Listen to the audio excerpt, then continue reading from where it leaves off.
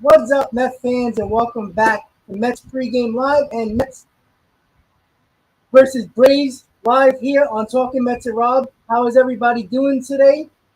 Hopefully, everybody can hear me well. I had a little problem with my microphone before I went live, so I just want to make sure everybody can hear me before we get started for this crucial series in July for the Mets and the Braves. The Mets have a game and a half lead.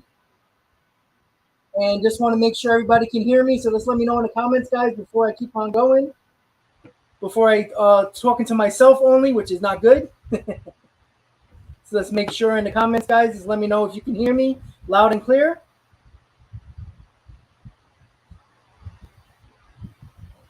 All right, perfect, guys. All right, so we are here finally after months of not playing the Atlanta Braves. And we only played them a couple of times this year. And we got many, many more games to go. 15 starting tonight. And if you're a Met fan, if you never thought if you thought when the Mets had a 10.5 game lead that the Mets were going to run away with this division, I really think that you had to rethink exactly what type of team you thought either the Mets or the Braves were or could be. Because if you guys follow me from day one, even before the season started, when I did my preseason division winners, I did have the Atlanta Braves winning the NL East by 2 games over the New York Mets. Not saying that the Mets weren't a good team or the Braves weren't a good team, but I didn't have the Braves, winning 100 games, and I damn sure didn't have the Mets winning 100 games. So the start of the season, I had the Braves winning the NL East. And, of course, with, I think, a lot of people shocked, especially Met fans, that the Mets played so well in the early part of the season that I guess expectation, hope gave Met fans a way out of thinking that this team was just going to win the division and it wasn't going to be competitive at all. I never thought that.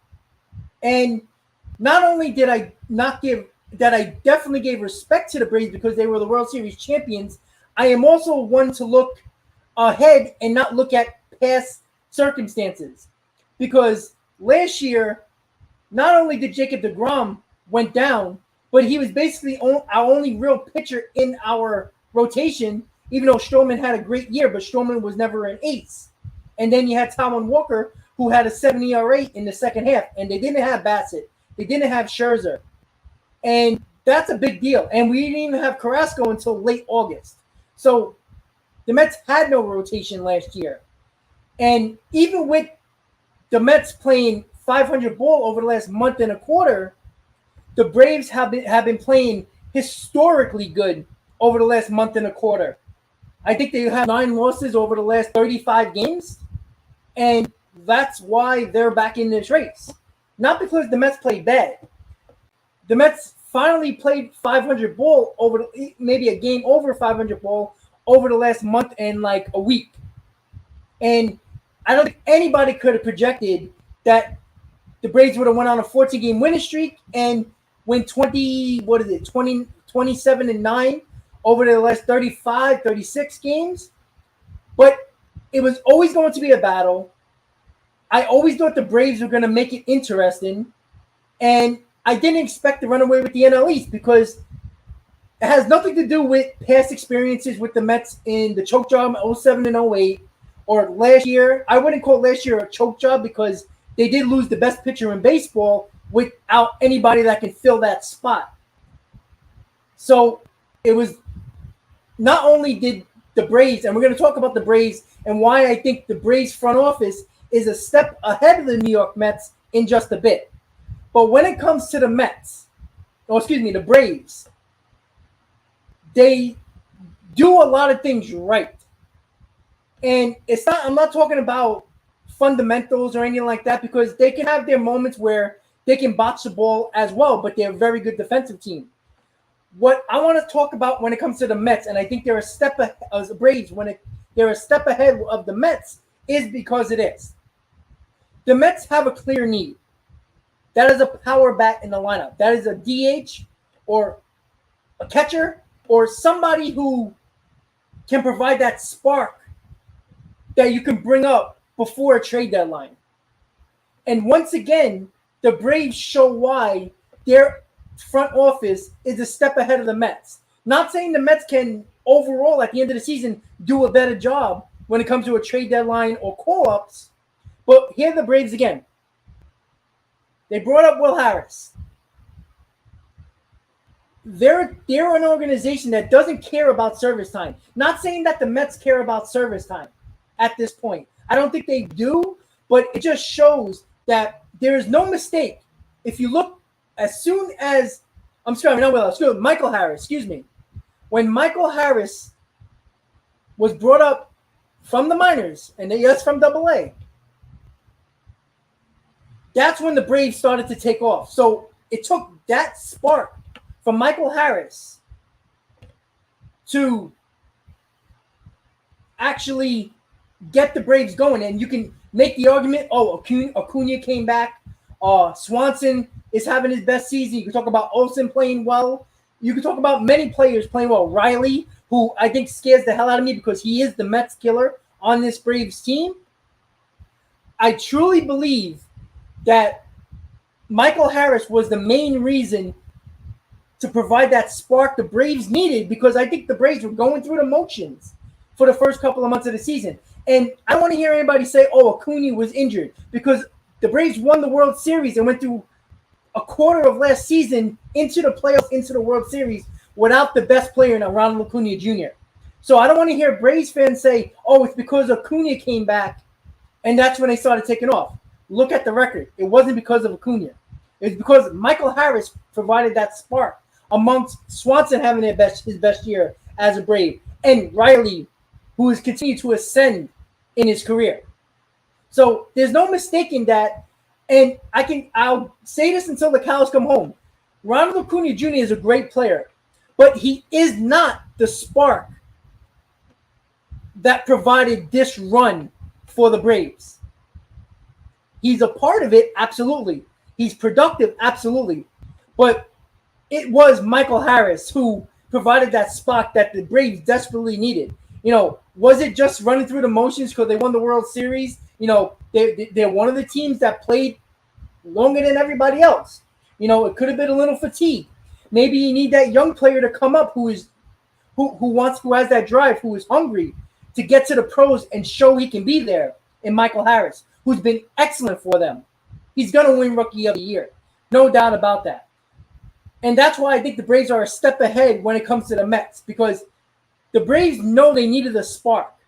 And when you had that in June, you're not really making a trade anywhere because nobody's really trading anybody in value to you at that point in the season when Michael Harris was about to come up. So the Braves only had one choice. Either we bring this young kid up, screw service time, and get that spark that we hope we get from Harris, or we let the team run through the motions and see if they can get it together.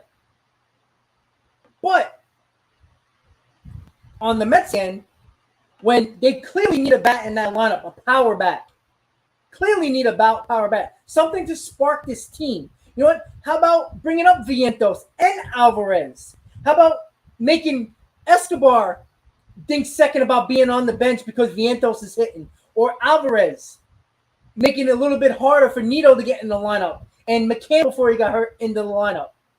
Give that competition, that spark that this team needs. The Braves seem to do that every time. They did it when they brought up Acuna many years ago. They did it with Freeman. They did it with Albies. They did it with Swanson. They did it with Riley. It's continued to be a trend that you see that the Braves don't care about service time. When it comes to getting their players signed, they make sure to get their contracts early before they become a free agent. With Acuna, with Albies, with Swanson, with Freeman, before he finally left to go to the Dodgers, even though everybody can critique that in any way. If the agent's fault, Freeman's fault, Braves' fault, whoever. But at the end of the day, guys, when you look at when the Braves needed a spark, they did not hesitate to bring up Michael Harris. They put Strider into the rotation because they know that rotation needed help. The Mets tend to shy away from bringing up the Alvarez, from bringing up Vientos for whatever reason. And of course, the main reason when it comes to Alvarez is his catching abilities. He's not major league ready yet. But I can assure you, maybe Michael Harris wasn't primarily perfect to bring up right away and ready for the pros, but they brought him up and said, all right, let's see what happens. If it's a failure, it doesn't work, we can always send them back down.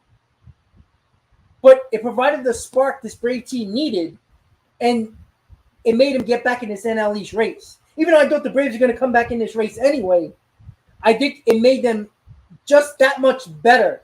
It says, hey, we are great. We aren't just going through the motions and, that hangover of the world championship. They didn't do that. They made a move, even if it was only a call-up. That's what I think the Mets need to do. Because if you look at this Mets lineup without McNeil, without Marte, it's very bare. And we'll go over this lineup in a little bit. And we got about 40 minutes until game time. So we got enough time to say what up to everybody. And also go over the lineups and everything else we need to do in this Mets pregame live right here on Talking Mets Raw. But before I get any further, guys, don't forget to please hit on that like button. Let's get this stream out to more Mets fans, more Brave fans, because I do have a lot of Brave fans who subscribe to the channel. Even though I'm a Met fan, they know I am very fair when it comes to any team that is a rival to the Mets. I am very fair with my team, and I'm very fair with their team. And if you noticed, I haven't said anything negative about the Braves, even though I really desperately want to and throw in my Mets bias. But let's be real. The Mets have been a .500 team over the last month and a quarter, when the Braves have been playing over 700 baseball over that same time period.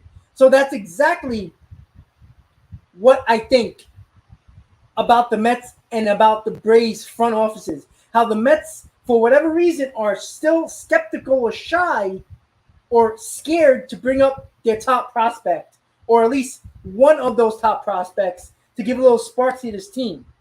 Because it feels like the Mets are running through the motions right now. When you have Marte possibly out a game or two, and then you have McCann on the DL, or the IL, there's no reason why Alvarez shouldn't be up. There's no reason why Patrick Mazeika should be a backup catcher. It makes no sense. I can assure you, Alvarez's confidence is not going to get squashed if he comes up and doesn't perform well. He's going to go back down and work on his craft. That's just what would happen. And I think the Braves took a calculated risk with Michael Harris, where the scout who is continuing to tell the front office of the Braves that Michael Harris is ready, and a couple of people in the front office, which is the GM and others, didn't think Harris was ready until the scout kept on demanding it and put his fist on it and says, he is ready. And they made that decision. And they brought him up. And it made a tremendous amount of difference. And the spark the Braves needed to get back in this NL East race. And now they're going to a series with the Mets, a game and a half out. Again, that doesn't mean the Mets are going to lose, or the Braves are going to get swept, or the Mets are going to get swept, or the Mets or the Braves are going to lose the series. It might not even mean anything in this series. Harris can go 0 for 12 in this series, and the Mets can dominate. Vice versa. Pete Alonso can go 0 for 12, and the Braves can sweep the Mets. We don't know. It could be many reasons. It could be the Braves pitch well, the Mets pitch well, the bullpen implodes with the Mets, or the offense come alive with the Mets. We don't know. But you could see the drastic difference when a front office is not shy to make a move like the Braves did with Harris, and where the Mets, who clearly need a power bat in this lineup, or somebody that can provide some type of offense at the DH spot or the catcher spot, and even if you want to talk about third base as well, they're skeptical or shy of doing that. And I'm not saying it's going to hurt them in the long run, because we don't know. The Braves can sweep the floor with the Mets, and they can be up a game and a half or 2.5 games. Or a game and a half or 3 games. whatever it might be after the end of the week. That doesn't mean the Mets can't come back and take over the division in a month. It's just the fact that I love to see a front office that does not shy away of making calling up somebody because of whatever reason. Alvarez bat is going to play. There's no doubt about that. If you're going to worry about him catching or not catching at all at the big league level for a while, so be it. That's why you have the next couple of months, or even the offseason. You can put him in the summer leagues, in DR, in the Mexican League, in any league that is in the offseason during the winter league. And then spring training. You have all that time. So I don't know what they're waiting for exactly. And it's frustrating to the fact that what if Alvarez was that spark the Mets needed? If they needed it, why not do it? And that's what's frustrating, because what happens if Alvarez was the one that made that spark that the Mets needed to maybe win a couple of these games they might have lost? Maybe they would have won against the Marlins and took 3 out of 4 instead of splitting the series. Maybe they would have beat the Astros 1 or 2 games. You don't know. And what I don't like is the fact that they're continuing to hold back. It's like they're holding on for dear life until they get closer to that trade deadline so they can make moves, because I know for a fact Apple's going to make a couple of moves here. But why wait when you have guys who are hitting well in Alvarez and Vientos who you can call up and see what they can do? So that's my rant for the last 15 minutes or so. So we're going to get right into the lineups, the pitching matchup, and then I'll say what's up to everybody and then look at the comments as fast as possible. The game starts at 7:20, so we got a few minutes to go over everything we need to go over. So I'm going to share my screen right now, guys. And we're going to go over the Mets pitching matchup and the Mets lineup as well. So here we go, guys. Mets versus Braves, game 1 in Atlanta, Georgia at Truist Park, 7:20 start time. Max Scherzer is on the mound for the Mets against the ace of the staff of the Braves, Max Fried, who is a lefty. We all know the Mets have problems with lefties, but Buck Showalter with this lineup tried to combat that a little bit, and we'll go over that right now. So the lineup against Max Fried is this. Brandon Nimmo leading off, playing center field. Francisco Lindor batting second, playing shortstop. Pete Alonso playing first base, batting third. Mark Canha, left field, cleaning up. Eduardo Escobar, third base, batting fifth. Luis Guillorme playing second, batting sixth. J.D. Davis getting a start at DH, batting seventh. Travis Jankowski is back on the Mets roster from the IL stint, playing right field, batting eighth. And Tomas Nido catching, batting ninth. Now, when it comes to this lineup, guys, obviously no Marte because of the groin issue. He is not on the IL, but might miss a game or 2, possibly 3. We all know about McNeil being on the paternity list, so he's probably going to miss the entire series against the Braves. With that said, people were talking about on WFAN in New York. People were talking on social media. Buck needs to make some moves in this lineup, changing it around a little bit. Well, he did that. Might not be what people like, but he's changed the lineup. I ain't going to lie. I kind of like Francisco Lindor batting second. Here's the reason why. He's a better hitter from the right-handed side of the plate.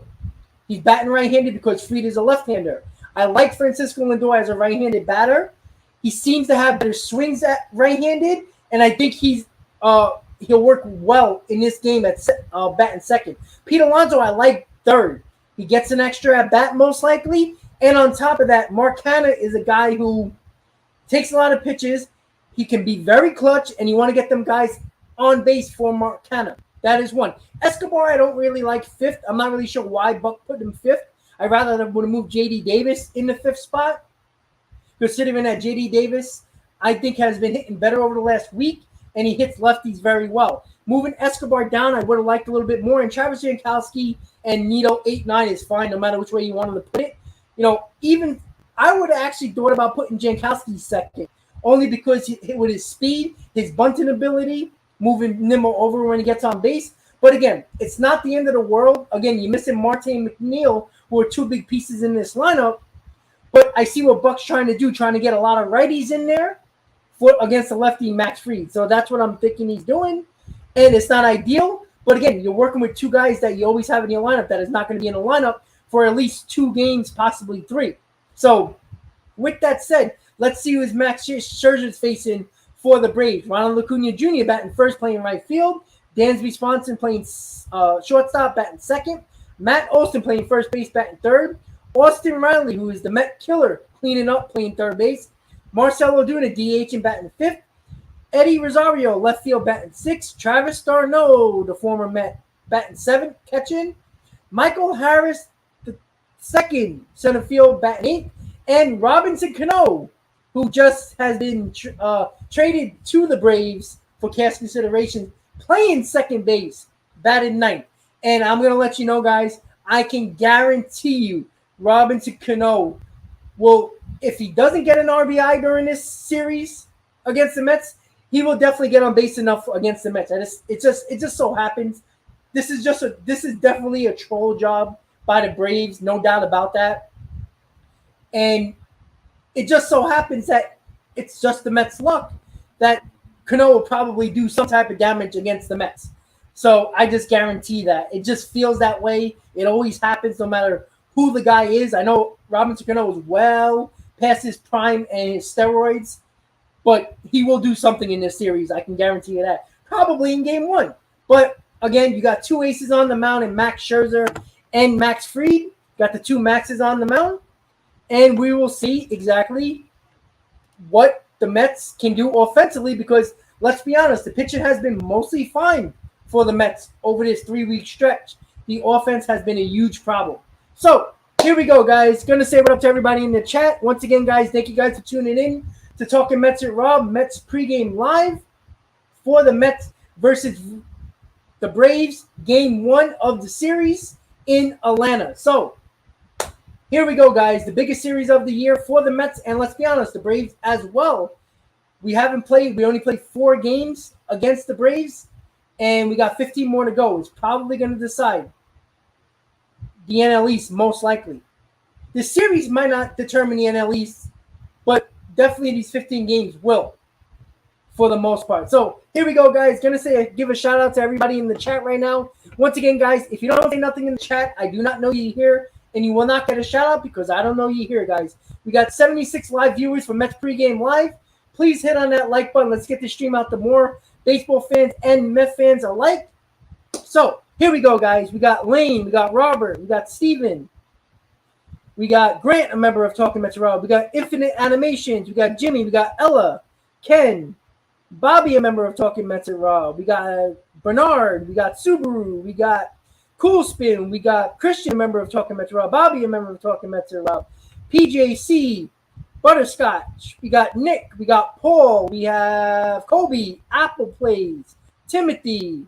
Who else we got here? We also have Roberto, a member of Talking Mets Rob. We got Texas Liberty. We have MTA Prodigy, a member of Talking Mets Rob. We also have RM, Alex, Sandalwood, Clint, Merlinful. Who else we got? We got Ruben, a member of Talking Mets Rob. We also have, let's see, Will Maddox. Long time no see. Who else we got here? Who else we got here? Going down the list, we got Joe. And the Lockout Joe. We got Hammer. How you doing? We got July. We got Jay Prince. We also have, who else is here? Let's see. Going down the list some more.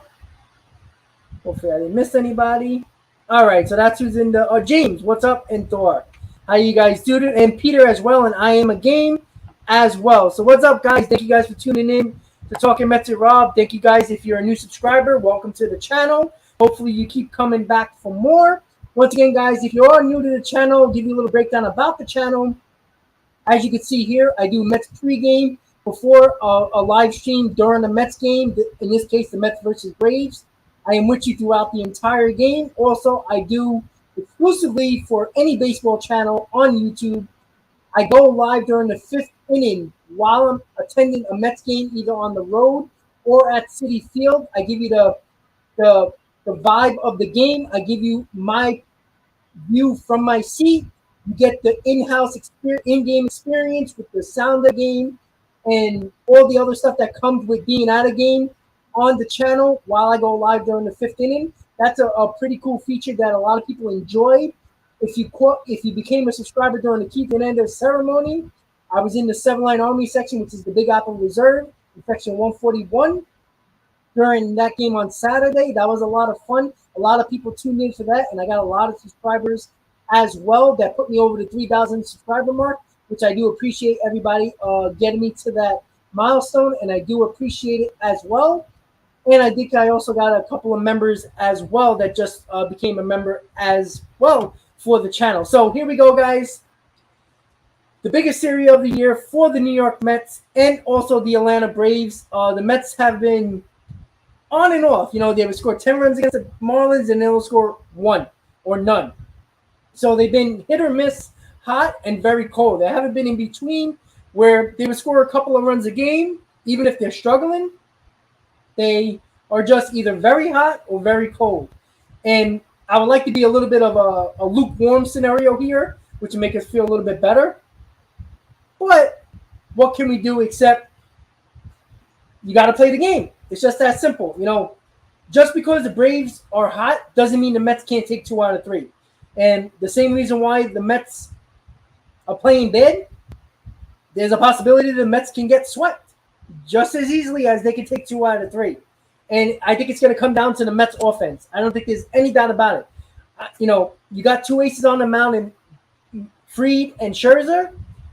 It all trends to be in a low-scoring game. But would anybody be shocked if it's a high-scoring game? Both guys might not have it, or the Mets offense might actually come alive, or the Braves just continue to beat up on pitchers. You just never know. But I do think that it's going to come down to the Mets offense in this series. If the Mets offense shows what it can do and play the way it did in April and May, and making it very frustrating for the starting pitcher of the other team, taking a lot of pitches, fouling a lot of pitches off, playing situational baseball, bunting, productive outs, and getting Max Fried out of the game, even though the Braves have a good bullpen. If the Mets offense shows up, I think that the pitching for the Mets will, at least the starting pitching, will pitch well. The bullpen is a crapshoot. I can't even tell you, besides Diaz, what would happen during that situation. But I think it's going to come down to the Mets offense. If the Mets don't score any runs, the Braves are going to be impossible to beat. Because I even think the Braves, even at their worst, can scratch together 2 or 3 runs against Scherzer. Even if Scherzer is dealing. I think they can scratch 2 to 3 runs. When the Mets lineup is not going well, you're lucky if they score a run or 2. And that's why I think this whole series is going to come down what Met offense are we going to get? Are we going to get the April and May offense, or are we going to get the late June, early July Mets offense? Because if we got the late June, early July offense, it's going to be very hard to beat the Atlanta Braves, as hot as they are. But as hot as you are, as the Braves are, the Mets can cool them off with a really good series. Can the Braves stay hot forever? I mean, history shows probably not, just in general with baseball. Because baseball, there's a lot of hot stretches and there's a lot of cold stretches if you're a good team. So sooner or later, they're probably going to cool off. It might not be in this series. They might bludgeon the Mets, and the Mets might be licking their wounds when they're going to play the Cubs. So it's a lot to go over. It's a lot to, like I said, I don't think any Met fan can sit here and say, I feel confident in this series, because we don't know what type of Mets team we're going to get. And that's why it's, I wouldn't say frustrating, but it's a little, it's a little nerve-wracking, because the first 2 months, I expect what team I was getting on the field. I don't know what to expect. Would I be shocked if the Mets scored 10 runs today? No. Would I be shocked if they score 0 runs? No. And that's not a good way to be a fan, because you have no idea. I mean, if you saw animations, you would see question marks on my head. That's how much I don't have any idea what the Mets offense is going to do. But I can tell you what the Braves are going to do. even if the Braves are struggling offensively against Max Scherzer, I have a pretty good feeling that they can scratch together 2 or 3 runs. I can guarantee that Max Fried is probably going to pitch well. I can guarantee that the Braves bullpen is going to pitch well. I can guarantee that the team of the Atlanta Braves as a whole are going to play well in this series. That doesn't mean they're going to win the series, but I have more confidence that the Braves are going to be what I've seen of the Braves over the last month and a half than I can see the Mets or what they're going to be. That's the problem. I don't know what the Mets are going to be, and that's what worries me. Not that we're playing the Atlanta Braves. Even during the Marlins series, I was saying this, that I don't know what team we're going to get on a day-in, day-out basis, and that's what is concerning. Because this offense, if once again, and me and Ken had gripes about this, who's in the chat right now, over and over again. He talked about the Mets being top 3 in scoring, even though the Phillies have passed us as well in scoring. It was never about runs scored. It was just a matter of when you have a couple of guys struggling in your lineup, it's hard to put 4, 5, 6 hits together in an inning to score runs. When you're not reliant, when you're not expecting a home run, a 3-run homer, which can get you a three runs on the board just like that, which the Braves can easily do with many guys in that lineup.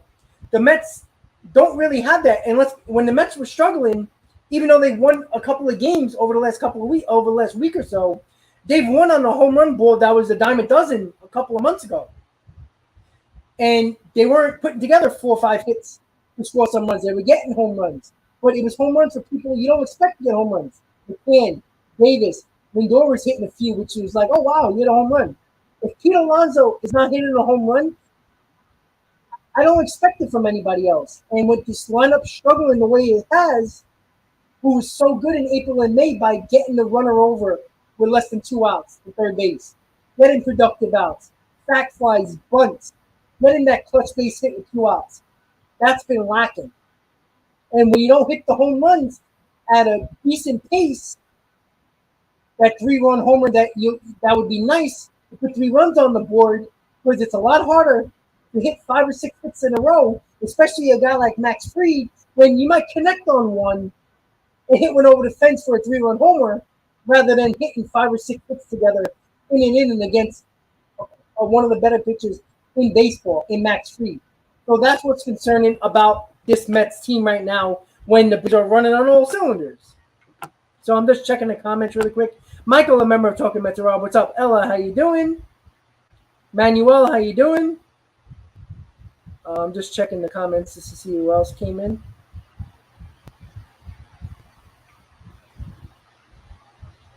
Let's see.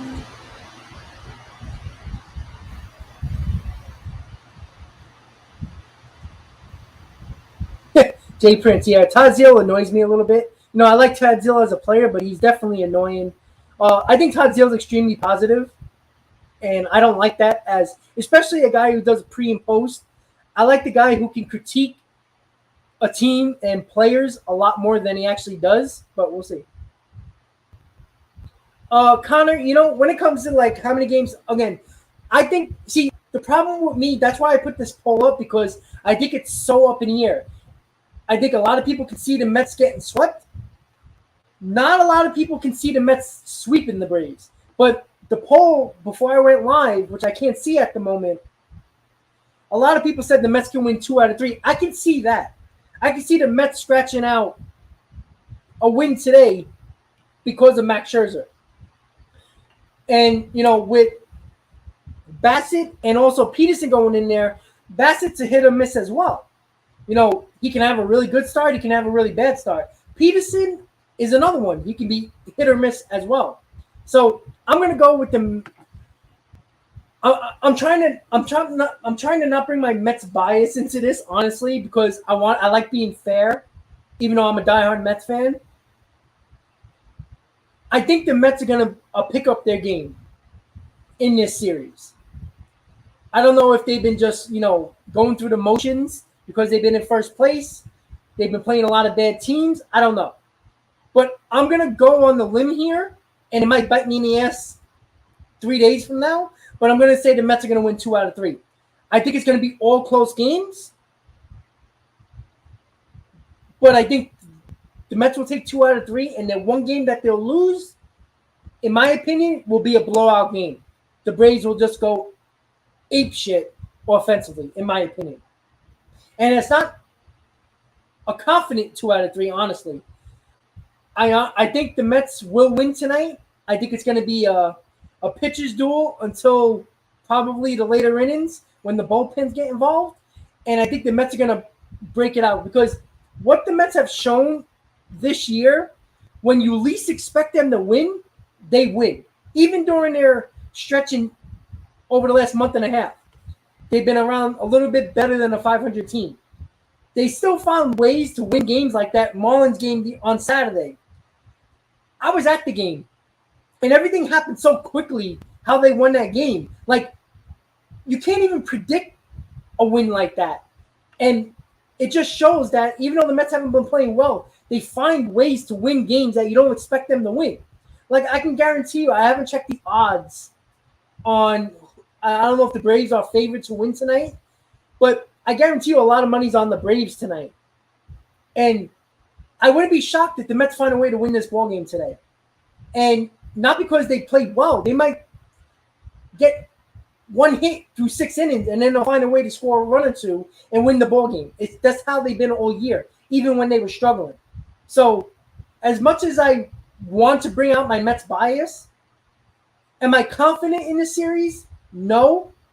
But I wasn't confident during the series against, the Giants in April or, the Brewers or the Dodgers, but the Mets surprised me in those series as well. So what the hell does my opinion mean? Except that I try to be confident with this team because they surprised me all year. And that's the way I think. They've been a resilient team. And they've been a team that shocked a lot of Met fans because I can assure you there's probably about 10 games this year where the Mets could have easily lost that game and found a way to win the ball game. And that's why I think this team is different than in years past. So with that said, we got about 10 minutes until game time. So once again, guys, let's hit on that like button. I haven't checked how many likes there are. Again, when I go live, I can't really see exactly how many likes there are during the stream. So I'll check on my phone since I can check that way. But I'm just looking right now, seeing how you guys are doing about hitting that like button and giving me a little bit of all right, you guys are actually pretty good. We got 100 in the stream right now and 50 likes. That's pretty good. My goal of the stream, if you're just tuning in for the first time, is to get 100 likes before the end of the 5th inning. And the goal of the stream is to get 150 likes throughout the entire stream while I'm live. Again, I'm expecting between 150 and 200 live viewers during this because this is an important series. A lot more people are going to tune in, specifically Brave fans as well. And I appreciate Brave fans because they come in, they can talk their crap, their team's playing well. I love the back and forth. But if your Brave fans are there, and I appreciate you guys here, but one thing, and you guys know this, I said this with the Dodger series when I got on a lot of Dodger fans who, when the Mets were winning, when the Dodgers were winning the first 2 games, they were all over my stream. When the Mets won the last 2 games of that series, the Dodger fans are nowhere to be found. And I always say this to Philly fans. I'm not getting on you Brave fans. I say it to Philly fans, Yankee fans, Dodger fans, fans of any team that joins the stream. I appreciate you guys. Bring on your fandom. If you're passionate, I love it. You support your team, I love it. One thing I don't like, and everybody knows this that's been following my channel, do not become a bandwagon fan. Do not only show up when your team's playing well and winning, and then you're nowhere to be found when you're losing. I'd rather have you here taking the crap from Met fans when the Mets are winning and beating your team, because I'm here and a lot of Met fans are here taking the crap when your team is winning and beating the Mets. I always appreciate the real fans, even if you're not a Mets fan. And there's fans of other teams that always come on my stream, even when their team is not playing the Mets, because I think they appreciate the fairness that I give to every team. But I don't appreciate fans, and I will call you out on it. And I've done it before. I don't know if JD is in the stream right now, but he is a Dodger fan, as he says, but likes the Mets. It's kind of hard when you're a Dodger fan and like the Mets, and they play each other. You got to pick a side. Don't pick a side when one team's winning and pick that side over the Mets. And then when the Mets are winning, you're a Mets fan all of a sudden. JD is a big supporter of my channel, but I call that a bandwagon fan, and that's exactly what a bandwagon fan is. You only show up when your team wins. I hate that with a passion. If you're a Braves fan, stick around if your team's getting their ass kicked. It's the same way I expect Mets fans to stay in this stream when the Mets are getting their ass kicked and take the crap from the fans of the other team. And I call out Mets fans all the time as well. If you're not going to stick in the chat when your team's doing well, and then you're going to talk crap to the other fans on the stream of the other team, I don't like that. I'd rather take it when my team is losing, and I will give it when my team is winning. I'm very fair in that aspect. So, Brave fans, if you're in the stream, welcome. You are welcome on this channel. I know there's a lot of channels out there that don't like fans of other teams. I love it. Bring it. That's what I say. So I appreciate the fact that you're on the stream, but make sure you're here if the Mets are beating you guys, and don't show up when your team is only winning, because I will call you out on it. And it's not a biased Met fan. It's not a crybaby Met fan that's losing, because everybody knows I'm more critical of my team than anybody else. You don't have to tell me how bad my team is when they're bad. I will let you know that. So, with that said, we got about 7 minutes until game time. So I'm going to just check the comments as quickly as possible just to see what we got right here.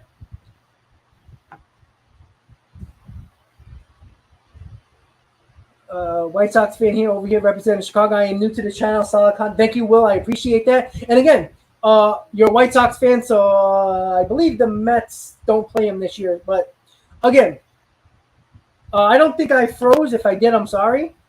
I don't think I did, but I could be wrong.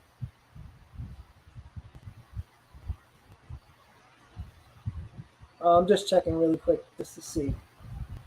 Because it's the start of the game. I don't see a lot of Brave fans in here.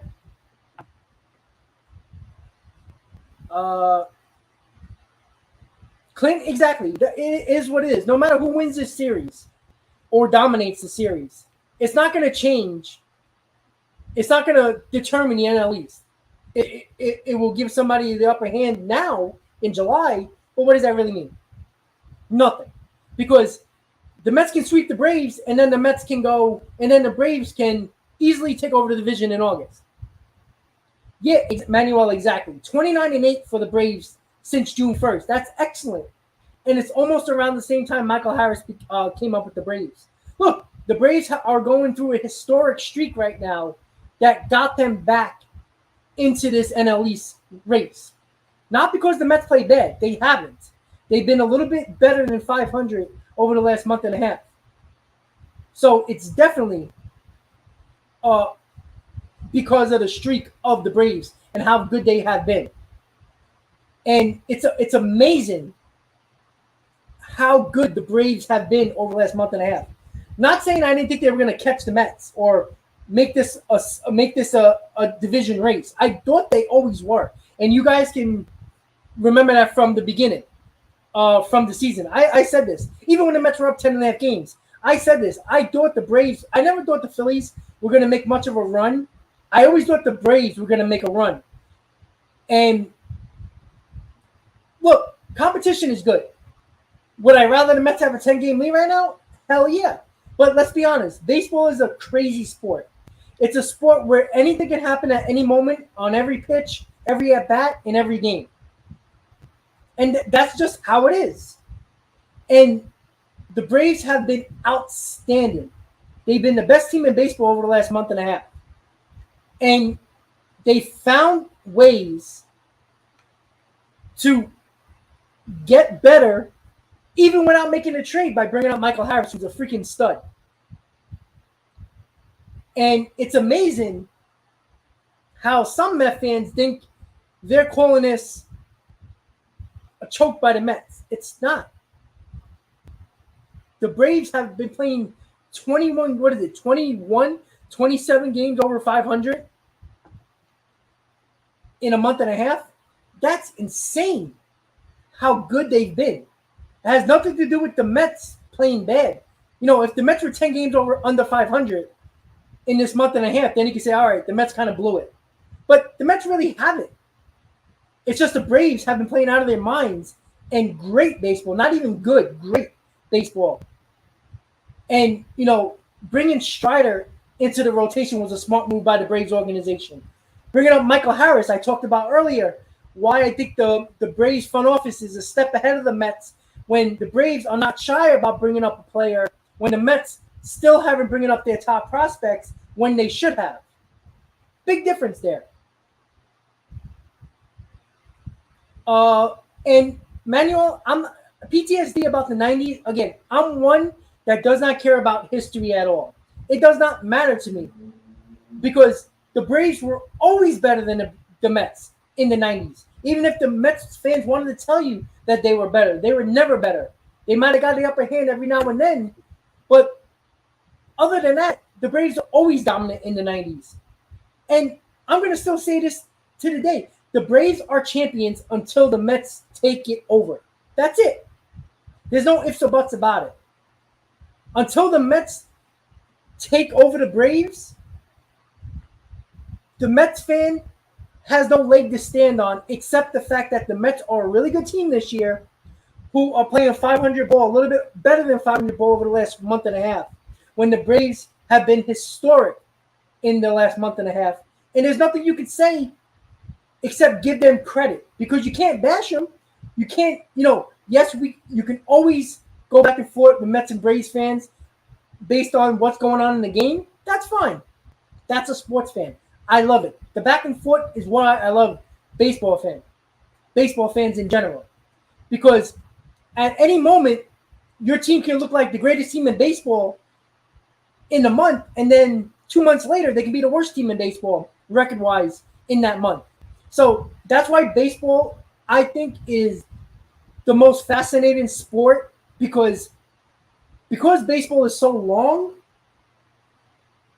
you can have a month and a half like the Braves have, and then in August, they can look like a shell of themselves as good as they were in June. The same thing with the Mets.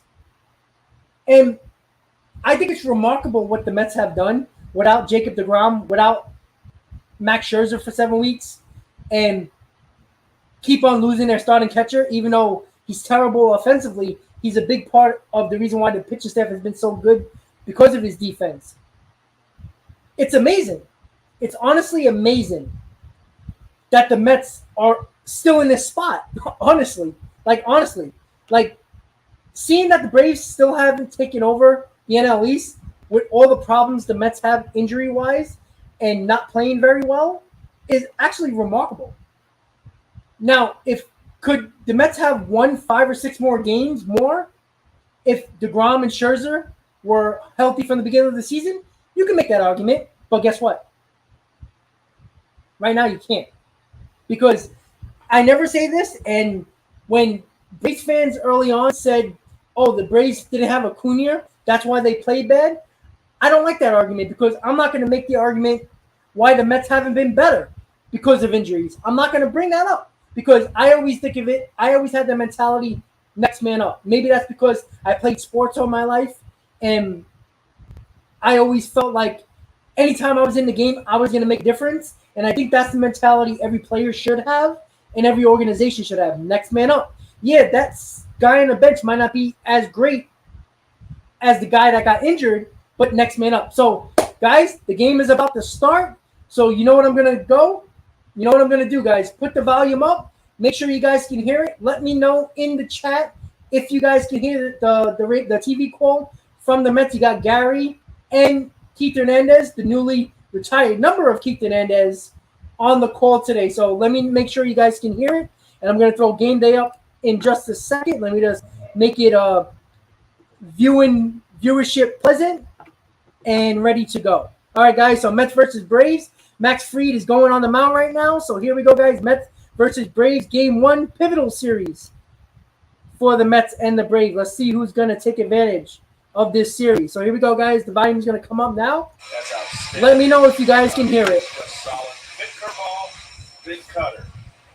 Here's the Geico Mets starting line. Mets are missing. Jeff McNeil is on the paternity list. Missing starting Marte, who's out at least for today with a groin, although he's on the roster. Absent James McCann is on the injured list, so a very different looking lineup, including Travis Jankowski, just activated from the injured list today. Brandon Nimmo lays off. All right, first pitch, guys. Fried is below the knees for ball one, and we're underway. Nimmo trying to snap a 0 for 12 stretch, hitting a 268 on the year. Well, it's all hands on deck for the Mets. With the Come on, Brandon, start it off. as well as McNeil. I agree, Alan. Teammates, renewing acquaintances. And we'll congratulate Travis Darno on his all-star selection. All right, so 3 balls so far from Max Fried. Nimmo 3-0. Lindor moved up to the number 2 spot, and for the first time this year, Pete Alonso not batting cleanup. He's hitting third. And so Fried facing the Mets have to offer in the opening inning. Behind on Nimmo 3-0. He only walks 1.4 per 9 innings, so he forces a strike 3-1. Jankowski's interested in this lineup. He was a spark plug before he got injured for this team. Bats out of the lineup, and McNeil Come on, Brandon. Marte get them more at bats in this game. It makes these innings so much more important for the Mets when you got your best hitter grouped at the top. End the lockout, Joe. End the lockout. A long order that you normally have, so you've really got to fashion something when you get the opportunity. Well, you've got one of the best left-handers in baseball, and you've got York in the lineup, Jankowski. So, Brandon, 3-2 count to Brandon Nimmo. Nimmo. May not have been in the lineup, but the Mets are short.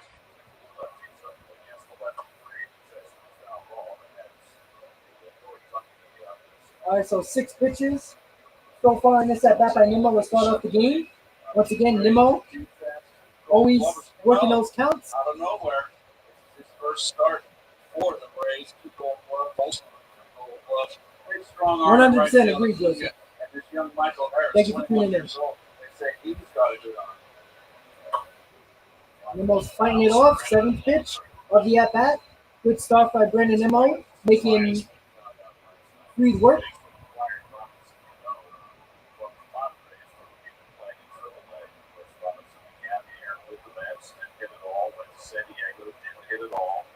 He was hitting 333 at Triple A. The Braves needed left-handed bat to get to the second baseman, so they figured they'd take a flyer. It's costing virtually nothing. 8th pitch of the at-bat to Nimmo, and he takes ball. All right. Leadoff walk for Nimmo. Good start. 8 pitch at bat. So far, so good. Doesn't quite fit with the Braves color scheme. It says number 24 on the glove. That's what he was wearing as a Met. Now he's wearing number 22. So he's either got to update the glove or, I don't know. I think that he should be able to upgrade that glove. Maybe we should All right, so see if he Lindor's sticks batting around second for in this game. Let's see if Lindor Here's can do Lindor, batting for second. 18 in the series against the Marlins with a couple of home runs. Nimmo at first and nobody out. And Lindor takes Max Fried is a little off right now, not hitting his spots. Little while. Fried was early in the year 0-2. I saw those first 2 starts. He was having trouble getting his curveball and his cutter over. Obviously, he's remedied that, but he's off to a real sluggish start here. Lindor has a home run against Fried. He's only hit 12 at-bats against him. Lindor hits a shot. It looks like it's going to be caught. 1 out. He puts it right for the first time tonight. They've been raving about Michael Harris's defense in center field, saying that he reminds people of Andrew Jones. I mean, they did have Ender Inciarte in center field for a number of years, winning 3 gold gloves, but that's high praise when you talk about anybody in the same breath as Andrew Jones. Well, you need to be strong up the middle to win defensively, and certainly you need a center fielder that can cover some ground, cover the gap. Come on, Pete. Pete's batting third today. Here's Alonso. First time this year he's batted anywhere but cleanup. He hit third 34 times last year, so it was not completely. Once again, guys, the lineup and the pitching matchup is scrolling on your screen on the bottom. Home runs, tied with Austin Riley for second in the National League, behind Kyle Schwarber. Nimmo at first and 1 out.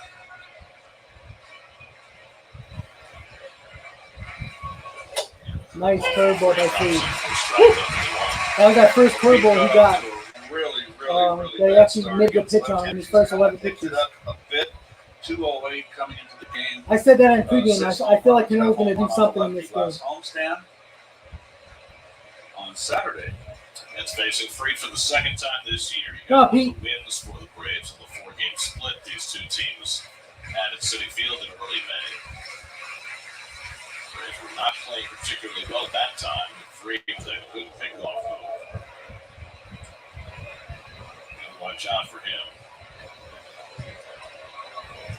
Bryce Sticker has accomplished just about Let's go, guys. everything. Get that like button up. Let's go. The Braves could have hoped Get 100 likes to be before the in that 15. After 15, before the 15 and ends. series is one that Let's go. every year. Don't forget to hit on that like button, guys. He paid his dues in the minors. Nice pitch. Braves got off to a slow start last year and stormed their way to a World Series title. Trying to do pretty much the same thing this year with a slightly different cast of characters. Playing right now without their star second baseman, Ozzie Albies. They were without Eddie Rosario, who was a postseason hero for them for a couple of months with an eye problem. He's back now.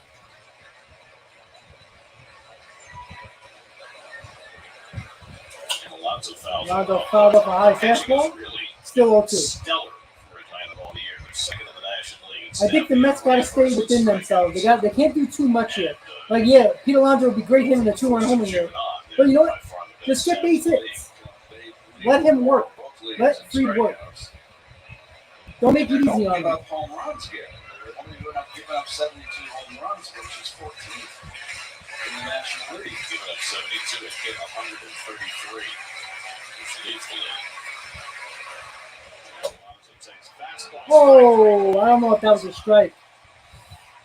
It's close, but it looked a little high and inside, but they called strike 3 on him. It was close. It was in the box for the most part. Like I said, as long as the umpire is consistent with Max Scherzer on the mound, no gripe. I thought it was a strike here. It was a pitcher's pitch. Nasty pitch strike. So 2 out, Nimmo's still at It was a first. delayed Now call. Marquette, who's Again, that call could have went retired either way. But put it this way, if Max Scherzer gets that same call, I'm okay with it. Just be consistent. All right, Montana's cleaning up. First time this year. All right, well, he's calling that pitch. So let's see if he gives it to Max Scherzer. Then we'll be okay.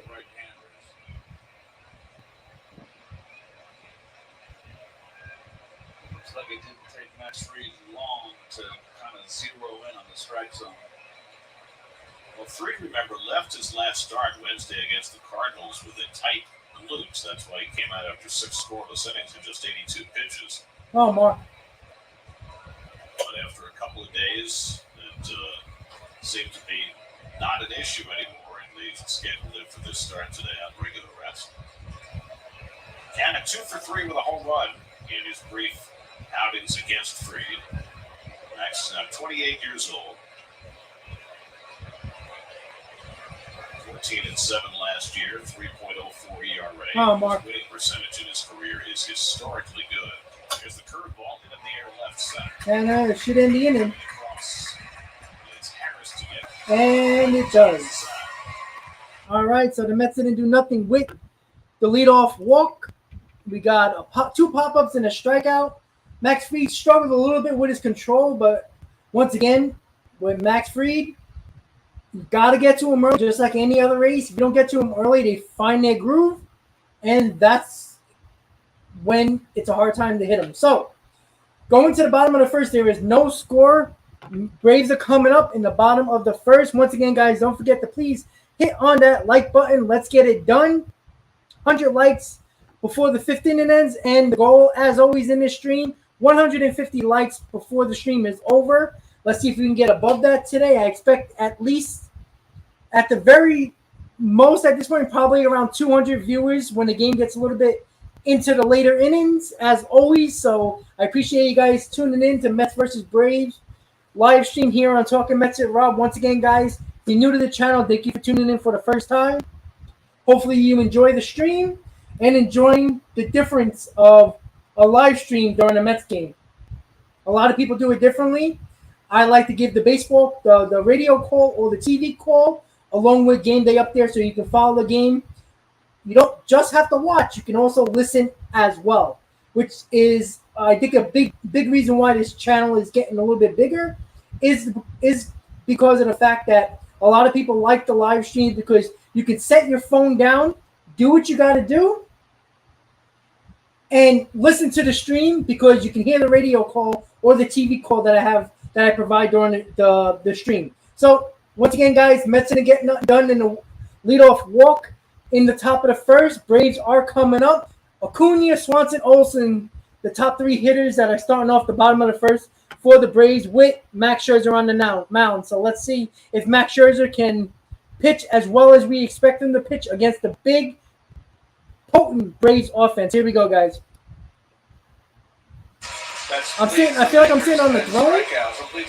Ken, where's my crown? Ken, you got to buy me a crown. I mean, you can't say that and not give it to me. I don't feel like I'm on a crown. I don't feel like a king. That's for damn sure. All right, guys, let's see if Max can do. Let's see. Acuna leading off. Let's go. Come on, Max. Just over 200 advances coming back from the ACL that cost him the first month of the season. Not quite up to his usual numbers. 2 OPS. He's over 900 for his career. But he'll be going to his third All-Star game already at age 24 this season. All right, so Max Scherzer is throwing around 94 with his fastball. He started like that in his first game back against Cincinnati, and then he started to get warmed up and throw around 95, 96. Slider off the plate. But you can, Max Scherzer, you always want to make sure if he has his location, his spot on his pitches, he's very hard to hit. For 20 with 2 home runs against Scherzer, who has struggled over the course of his career against the Braves. Nice high fastball. There we go. Got him up to 95. Swing and miss by Acuna. 2-2.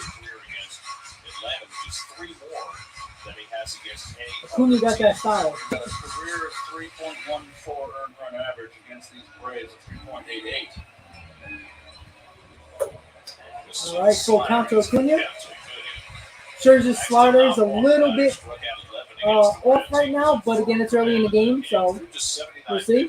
Hey, Geraldo, member of Customer Geraldo. What's up, buddy? After missing nearly 7 weeks. All right, that should be an out, and it is. All right, 1 out. Acuna hit it off the end of the bat, but he hit it pretty hard, but got him out in front with that slider. Metsy likes his defense behind the plate. Ziegler's been called up to take McCann's spot. Well, yeah, we're all waiting for the trade deadline for sure.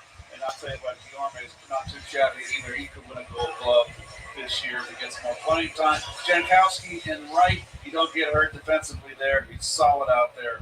And Nemo's been playing a terrific center field. It's really the best outfield the Mets can put out there defensively. All right, so Swanson's swinging at the first pitch. One of my favorite players is Dansby Swanson. Just the way he plays, and he's finally came an all-around player, offensively and defensively. He's always been good defensively. Marcus Hopcat, how you doing, guys? Brandall, how you doing? All right, so got 0-2 quickly on Swanson. We said that this is a team that strikes out. And absolutely, Anthony, Cohen wants a contender. He is not going to let this team suffer to not make a deal. He's going to make multiple deals, guaranteed. All right, Max, 0-2 to Swanson. Let's go. He'll be going to his first All-Star game this year. And Swanson takes the slider that just missed, 1-2. We know that Scherzer likes to use a slider against righties more against Swanson than he does against most hitters. Come on, Max. Struck him out. There we go. All right, so we called that high fastball. I mean, that high pitch. So at least the umpire is consistent so far. So 2 outs. First strikeout from Max Scherzer against Swanson. Again, like I said, I don't care what the umpire calls. Even though it might be a bad call, if he calls it for both sides, I don't care. And he called that pitch that he gave to Max Fried to Scherzer just now. I'm okay with it. All right, so Matt Olson is up with 2 outs. Signed an 8-year contract Braves, or his hometown team. He grew up in Atlanta. Braves love to get those homegrown Georgians. He's got 33 doubles this year that leads the majors, 46 extra base hits. 33 doubles. Nice pitch. Two nasty sliders there. Doubles in the season is 67. And got the Braves hitters out in front so far. Maybe 5 times. Big shift on the infield for the Mets against Olsen. I wonder if Joe Medwick is the one that holds that, or held the lead when he had that Triple Crown year. Strike 3. What a good inning by Max Scherzer. Here we go. 2 strikeouts in the inning for Max Scherzer. Going to the top of the second, no score. Joe, I appreciate you tuning in. I'm glad I can help you out here. Yeah, I know. The South is tough with SNY and stuff. You don't get the Braves games blacked out. Jesus. That's a shitty situation. So, Joe, I'm glad I can help as best I can. But thank you for tuning in, buddy. I'm glad I can help you out with that. When it comes, I know a lot of people are talking about Wilson Contreras. Here's the reason why I don't want him. Number one, he's a rental. So you're gonna give up probably a top prospect in like a Mauricio and maybe J.D. Davis and another mid-level prospect for Wilson Contreras, who's a rental, who won't be on this team next year because you're not going to sign him because you have Alvarez and McCann still on this team. Wilson Contreras is not a very good pitch receiver as a catcher. He's good defensively with an arm and blocking the ball, but he's not very good working with pitchers. There's no mistake that Marcus Stroman is not having a great year with the Chicago Cubs. You know why? Because the big reason was James McCann.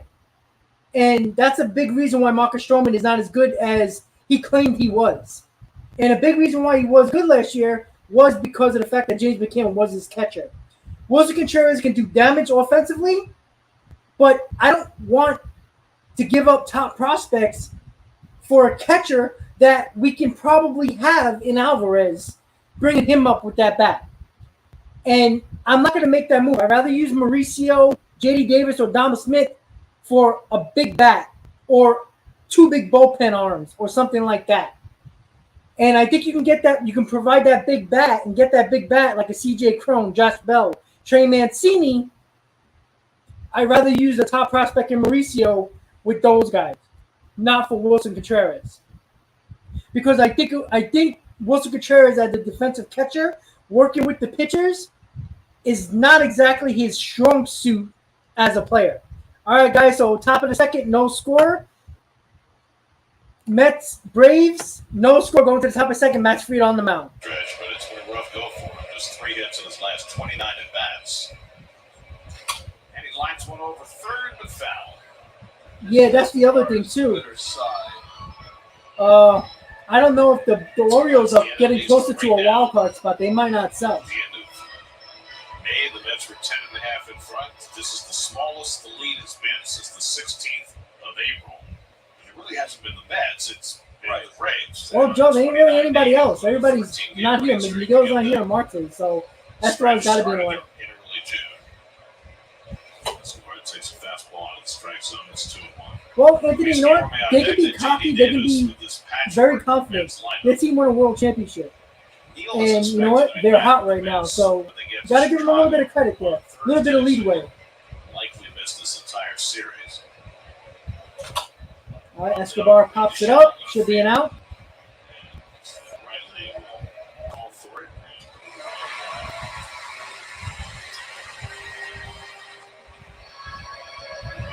That's what the Mets have done since. So the Mets since June 1st are 19 and 16. 1 run less per game. There were 5.2 runs per game before June, 4.1 after June. OPS is lower. ERA is higher since June 1st. So that's the difference right there. They're playing well. Just the Braves are sizzling. All right, so 1 out for the Mets in the top of the second. Marlins. 3 hits yesterday, 3 of the Mets, 6 against Sandy Alcantara in Miami. Those were shut out yesterday. How about that young man right there? Well, I don't think the Mets are going to make a catching move via trade. If that's the case, you might as well just bring up Alvarez. Honestly. That might be a double, and it is. All right. That's a ground rule double. A fan touched it. Luis Guillaume staying hot. Ground rule double down the left field line. So we got a man in scoring position with less than 2 outs. Let's go.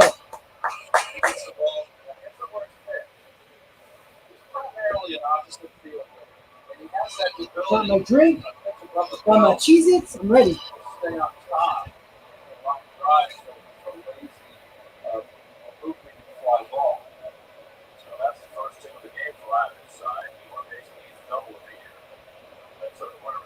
All right, come on, JD, let's go.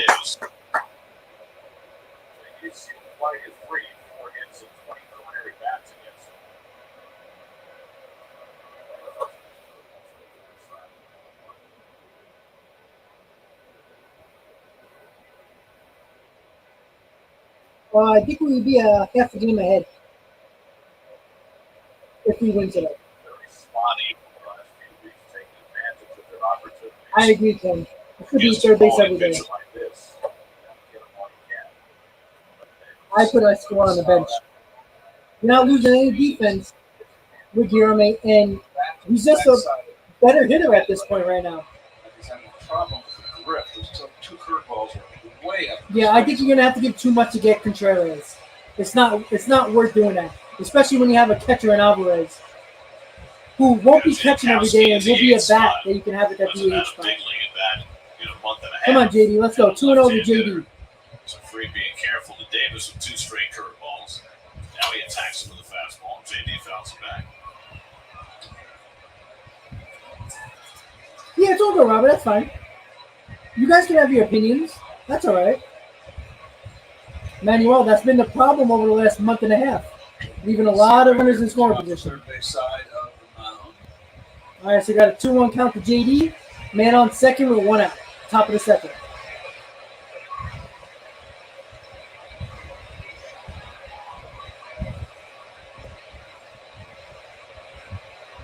One to Davis. 3-1. And now it's 3-1. Remember, behind JD is going to be Jankowski, left-hand hitter, hasn't had much playing time, just coming off the IL, ready to play for his first start, and Anito, the bottom half of the order. So I'd have to say that Jankowski's on deck. Max Fried is going to be very. All right, 3-1 count to JD. Should be looking fast over there.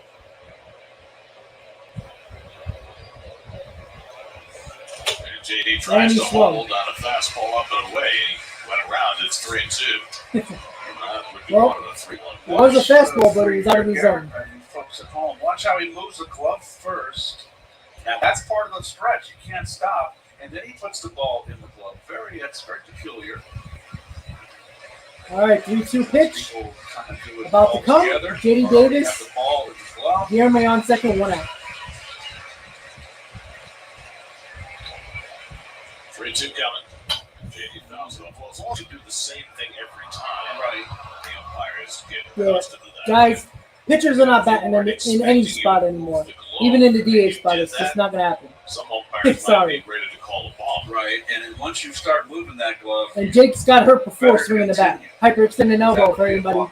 Forgot about that a couple years ago. All right, so 3-2 count, 29 pitches for Fried right now. We're 1 out in the second. Last 2 years in National League. Come on, JD. Made second and 1 out, 3-2 to Davis. And JD goes down on the high cutter. All right, kept it above the belt. JD always has problems with those pitches. Not his strength.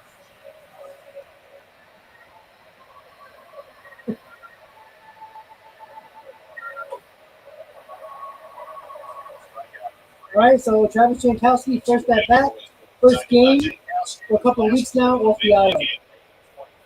Was a big spark for this team early on in the season. No, I think he took the spot on McCann. I don't know. That's a good question. Oh, I love it.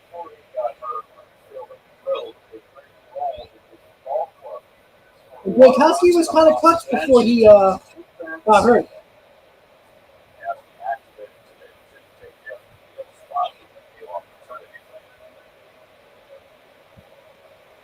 But he took Jeff McNeil's spot.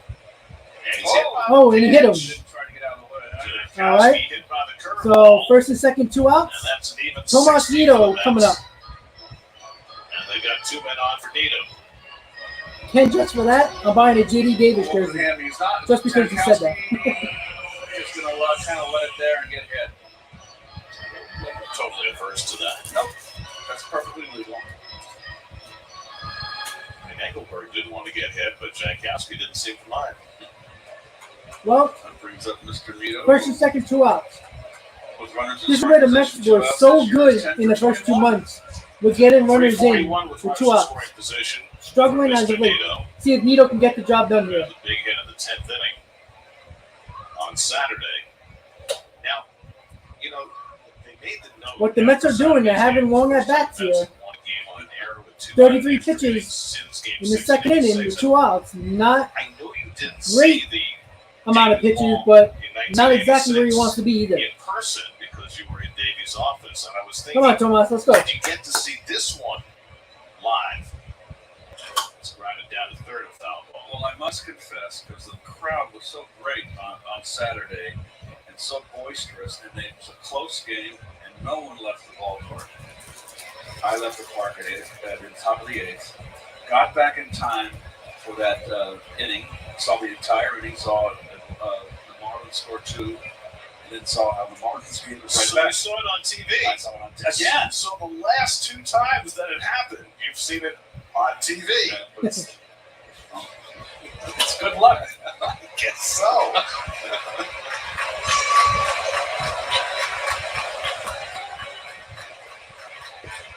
I mean, are you still on a high, or do you come back to earth? I'm a little tired. All right, so 1-2 count to Nido. 2 outs, 2 on, top of the second. 35 pitches for free. Can Nido get that 2-out RBI the Mets have been struggling to get over the last month? Glad you're here. Just don't expect any more power. 1-2 coming to Nido. And he struck him out. All right, guys, so the Mets didn't get it done. Left a couple of men on base. 3 so far in 2 innings. Fortunately, the bottom of the order is very tough to look at, other than Guillorme. But so far, again, I don't expect a lot of runs to be scored in this ball game. You know, that's why you got to get it done. You know, you got to get it done in moments like this. You know, Max Fried is only going to get a bit better throughout the game. And the bottom of the order is struggling. I mean, let's be honest. The whole lineup is struggling for the most part. You know, it is a little frustrating that the Mets have moves to make by calling up Vientos, Mangum, Alvarez. You could bring up any of those guys, and not saying they can make a difference. You never know. They can struggle and just be as bad with this offense, but it never hurts to try. And I thought about a week ago was the perfect time to bring one of those guys up to see what you have before you decide to make a big deal. Because Vientos can come up and be that big bat that you need, and maybe you can not make a big power bat move and worry about the bullpen and worry about bringing up, maybe getting another starter if that wasn't on the card in the cards in the beginning. Geraldo, I can guarantee the Mets are going to make a move at the trade deadline, but the problem is there's no reason why the Mets should wait to make a call-up move from one of the guys in the minors. That's what the frustrating thing is to me. Why it hasn't been done yet, I don't know. You know, Vientos has been in AAA all year. You should have brought him up at least a week ago. Give him a chance. Why not? And it's frustrating. That's why, you know, the trades are not going to happen yet. There's too many teams like the Red Sox, the Orioles, who have been hot all of a sudden, who, even the Rockies, for example, are not going to make trades early because they might still have hope for that third wild card. It's going to get interesting right after the All-Star break what's going to happen. We'll see. So, here we go, guys. Bottom of the second, no score. The Mets have left 3 men on base in the first 2 innings of the game. Let's see if Max Scherzer can continue to do what he's done in the first inning by shutting down the top of the order so far. In the middle of the order, Austin Riley and Met Killer is at bat in the bottom of the second. No score. Not on the National League All-Star team. It's a little hard to figure. And there are 5 Braves, and maybe that has something to do with it. Riley with 23 home runs, 56 RBIs, 21 doubles. He's third in the league in slugging percentage. Just having himself a phenomenal year, and he's been red hot lately. Big day yesterday against the Nationals. That was back to fastball. He was the game-tying home run in the 8th inning. I saw the game winner up and in fastball here. Look how quick he is inside. And that won the ball game right there. He has turned into a fine player. He still strikes out a lot. You know, the difference with Riley and why he got so much better, he got his average up. He strikes out a lot still, but got his average up, more selective with his pitches, and he just became a better player over the years. Uh-oh. That might stay in the yard. It is. Got under that ball. Just missed that hanger. So, not sure it's a lucky mistake, but got away with it. See, this is what the Braves are all about, right? They're great against the fastball. Not so great against secondary pitches, but they chase a lot. They swing early in the count, and they have the ball in the air. That's what they do. Well, that's why they are leading the National League in home runs and strikeouts, head and shoulders above everybody else. Number one in slugging, of course. They hit So the key to the game against the Braves, don't throw a lot of fastballs. First in doubles in the National League. Here's Marcell Ozuna, who's the DH. He has 2 home runs in his career against Scherzer. Max fires a Well, John, I love Josh Bell, but out of all the guys the Mets can possibly get as that DH bat, he's going to cost the most. Most of last year under suspension. Going to cost more than Mancini, Crone, Cruz, name the other guys.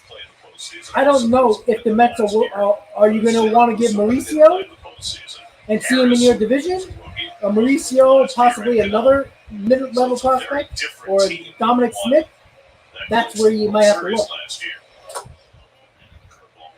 That's why I think Trey Mancini, Crone are 2 guys that are more likely than Josh Bell. Because you're going to pay a premium because the Nationals are not going to want to trade him to the Mets to help the Mets out unless they overpay prospects. Solera's gone, and Peterson is gone.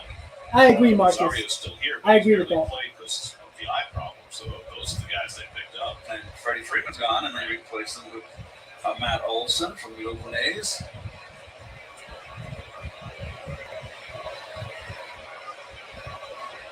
Two to Acuna. 2-2 coming to I'm sorry, Azumi. Strike 3. All right. Change up by Well, Max you see the rest of That's his third what strikeout. Scherzer is doing. The book on the Braves. Throw a lot of off-speed and breaking balls, and they struggle with that. They're first in on-base percentage and OPS on a fastball. So he's throwing a lot of breaking balls, a lot of off-speed pitches so far, and it seems like it's working so far against the Braves. Here's Rosario, still trying to get himself back in the groove. He got off to an awful start this year and then acknowledged that he just couldn't see.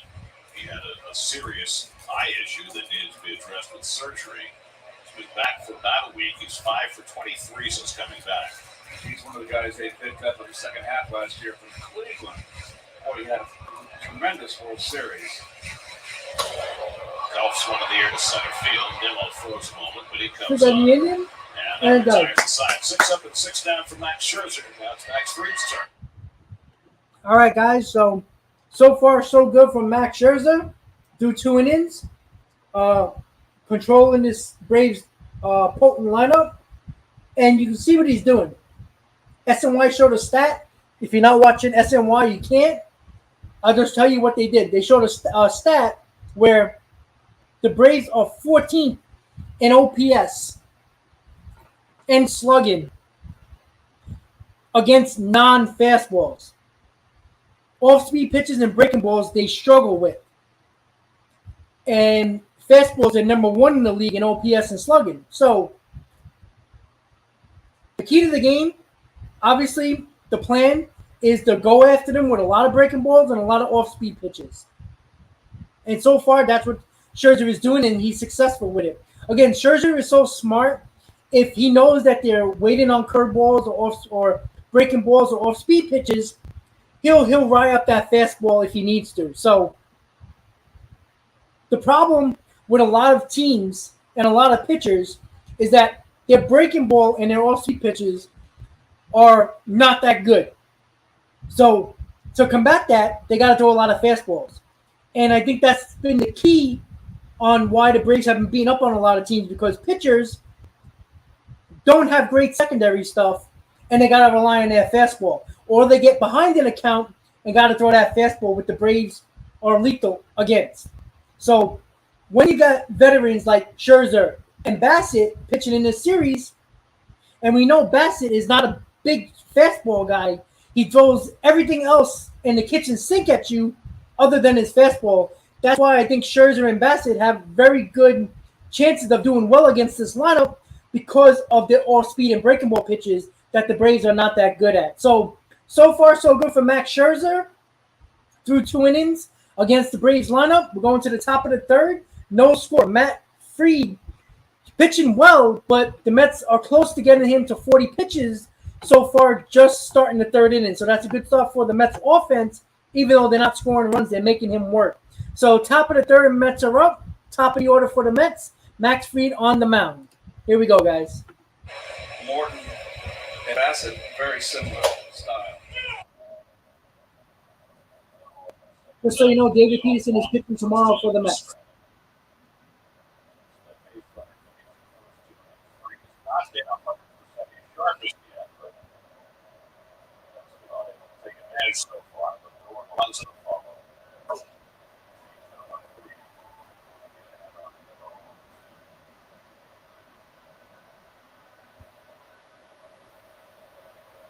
Well, John, I agree. I would make that move. I don't think the Mets are going to. There's already a quote that the Mets don't want to give top prospects for a bat. They would rather take on a bad contract to get that player. You know, Trey Mancini, find a bad contract on the Orioles that they can take. CJ Cron, maybe take a bad contract there. That's what they might have to do. All right, so 1-2 count to Nimmo. 39 pitches for free. Just outside. Good eye by Nimmo.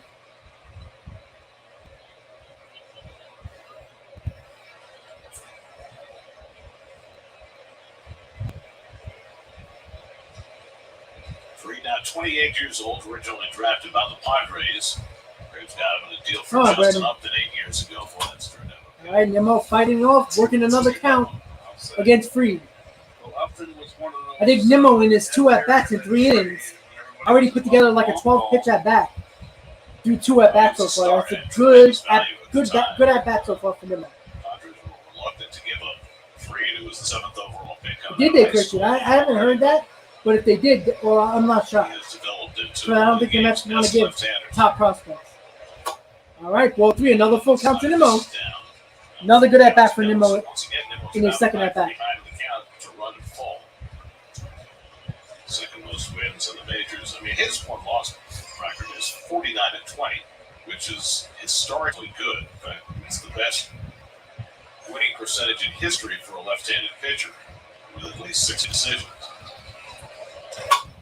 And Nimmo hits one in the gap. That's going to be a double for Nimmo. All right, here we go. Once again, the Mets get men on base every inning so far. They got a man on base. They got to take advantage of these situations here. 3-2 slider. Nimmo hits it to the left center field gap for a leadoff double. Come on, guys. Let's go. One cutter that just missed. This is the 4th man on base for the Mets in 3 innings. They got to take advantage of this. Not going to get a lot of opportunities like this against Fried.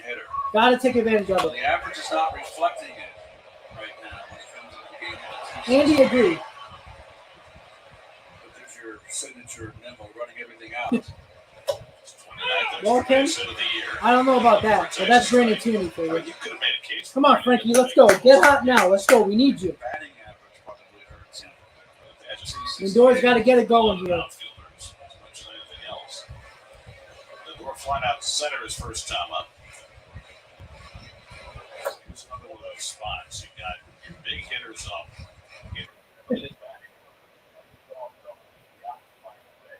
Come on, Frankie, let's go. Look, I'll take a productive out here. Get it over to the right side to get him in the third with one out.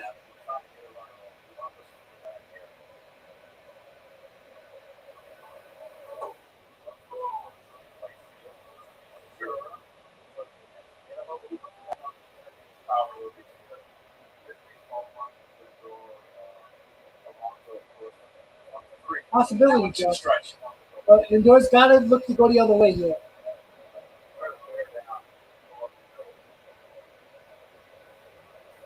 Got to get a productive out here if you're not going to get on.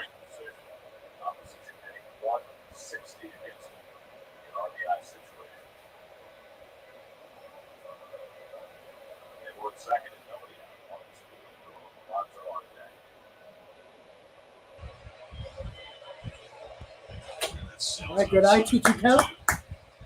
Again, the Mets are working the count. Mets this season, 25-7 record in games following a loss. Excellent records following a loss. 47 pitches so far with no outs in the third for Fried. So the Mets are making them work.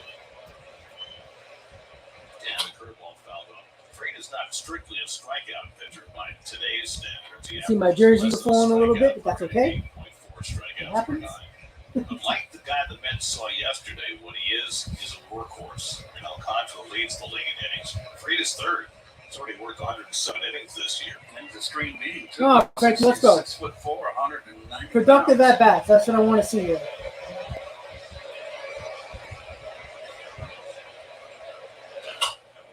Ground ball to third. Not a productive. Damn it. Not where you wanted to hit it. One out. God damn it. Not what you wanted to do there.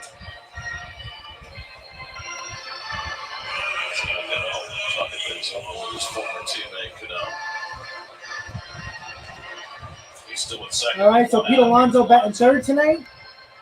Up with one out, man on second. Think whatever you want about him because of the lack of production. Come on, Pete. His PED suspension. He was beloved in the Mets clubhouse. I mean, his teammates adored him. And evidently, his teammates in San Diego, his brief time there, they loved him. Alonso took a call third strike his first time up. Come on, Pete. And the curveball. Ground ball down the line. That's going to be a RBI. Here we go. That's a good start. Pete Alonso with another RBI. Peter going for second, and he's safe with an RBI double. There we go. Good start, baby. Let's go. Come on. 1-0 Mets. Right down the third baseline. Pass Riley for the first run of the ball game. Let's go. Pete Alonso is getting hot. Right down the line. There we go. Good third base, just out of his reach. Great effort by Riley, but just got past his glove. I think that Saturday game. 1-0 Mets, and he tipped off his glove too. Brian Anderson would have loved to have seen that from Brian Anderson. All right, Mark. Runner on second, one out. Another runner in scoring position. Let's go. Come on, Mark. Here's Canna. Takes cutter inside for ball one.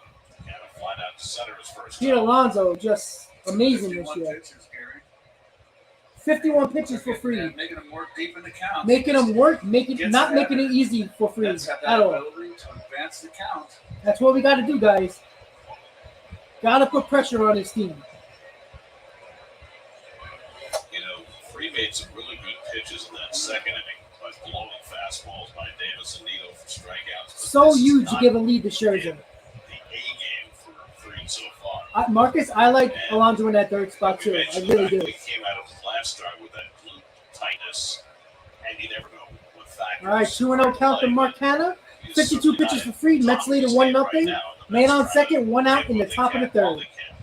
This isn't a bad year with Canada to try to at least advance 100. Ball three. Max Fried is all over the place right now. I think he got upset with that last pitch. I thought it was a strike, and he thought it was a strike. Max is getting a little bit frustrated on the mound right now. I like that. The pitching coach for All right, so 3-0 to Marquetta. Braves, longtime Philadelphia Philly. Escobar is on deck. One of the best. Go. The home plate umpire, Chris Siegel. 3-0 to Cannon. Give him a hit sign. Ball four. All right. The Mets have 2 men on. Another good at bat by a Mets hitter. Pitching coach coming out. 54 pitches for Max Fried in 3 innings. With 1 out with 2 men on, first and second. With Eduardo Escobar coming out. Man, would I love to see Escobar do something here. Let's go. Walks per 9, 1.4 coming in. Look, it's not like these struggling batters of the Mets are not getting opportunities to score some runs here or be productive. Got to get it done here. Ruben, that's awesome, buddy. Possession is very much in the Mets' favor. Well, you know what? Get that pitch count up. He'll be out in the 5th. 9 minutes in this game. Fried has been on the mound for 27 minutes. 54 pitches deep. Sounds like a... Come on, Eddie. Let's go. Get it going. Well, Escobar, who has been searching for the big hit with runners in So I'll take a blue pit here. There's a chance for one here. Would have been just 184 this year. Come on, Eddie. Let's go. Position. Don't got to do too much here. Base hit here. First with 1 down. And he takes that first pitch, cut it for a strike. That's a tough pitch. That was the pitch that he was called a ball to Alonso. Left on base cabal. I like Sorry, that. Cannon earlier.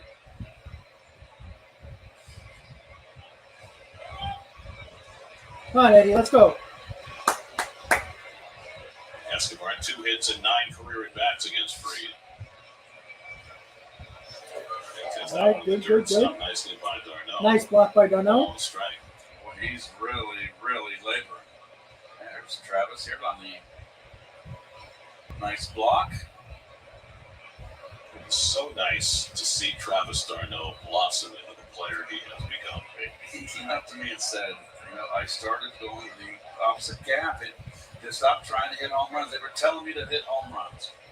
And he said, I got back to myself. I'm a double hitter. Come on, Eddie. Let's go. Base it. He also he changed his swing a little bit. Remember how complicated that swing was where he put the back. Well, you know what? It sucks that Darno's on the Braves and playing well. But he's a really good guy, and I'm glad he's playing well. It just sucks it's for the Braves. Come on, Eddie. 1-2 count to Eddie. And he stayed healthy. 1-2 coming. And Escobar. All right, fouled off a nice pitch. Definitely would have been strike 3, so stayed alive in that at bat. Robert, I'm hoping to do it. I don't think I'm going to get called in to work, but I will know tomorrow morning if I got to work tomorrow night. I'll let you know. All right, let's go. 23rd pitch of the inning coming from Fried. And Escobar loops one. This might drop. This might drop. Yes, base hit. There you go. There's that blue pit. Safe. Yes. Told you you're going to get the blue pit. There we go. Bases loaded, 1 out. Escobar almost got caught on third base there. He scrambles to third just ahead of the throw by Harris. It's a blue pit for Escobar to load the bases. Off the end of the bat.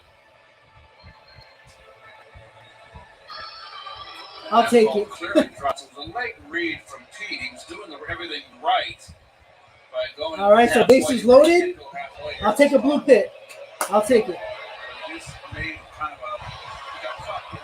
All right, JD Davis up. Bases loaded, 1 out. Harris got rid of it as quick as he could. Took a couple of hops into Riley. Otherwise, I'm sorry, Luis Guillaume. Sorry. So now bases loaded, 1 out. Probably the guy we want up in this spot. Field line his first time. And he takes Come on, Luis, let's go. Left side of the infield. Swanson up the middle. And, of course, Riley's at home on your left of your screen. This is the inning. The Mets got to take advantage of here. Got to get a couple of runs here.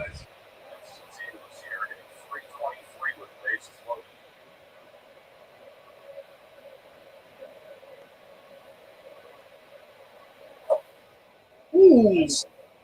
They're not called out a strike. That looked like a strike.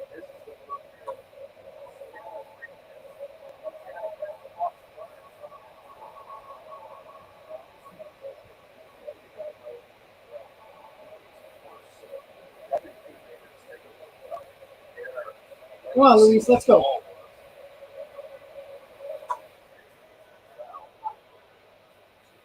Oh. 62 pitches for free. Top of the third, 1 out.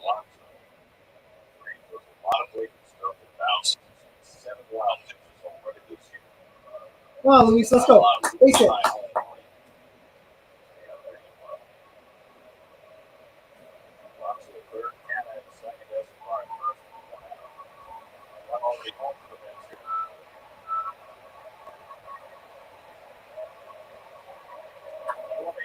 Up the middle, it might be a double play.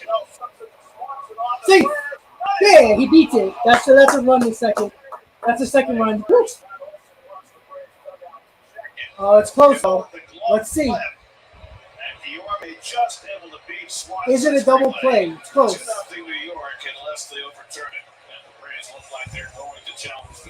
All right, he might be out, guys. Let's hold up. Might be a double play ball. I thought he beat it here. You know, the nice little flip here. But Swanson was in a position not to put punch on the throw. Close. Step on second. I think the best dugout was just saying.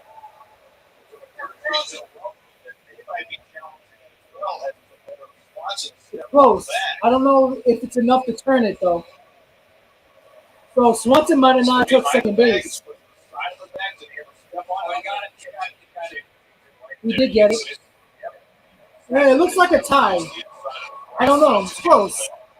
But remember, it has to be it has to be evidence of it being out. It's very close. It's very hard to change that call.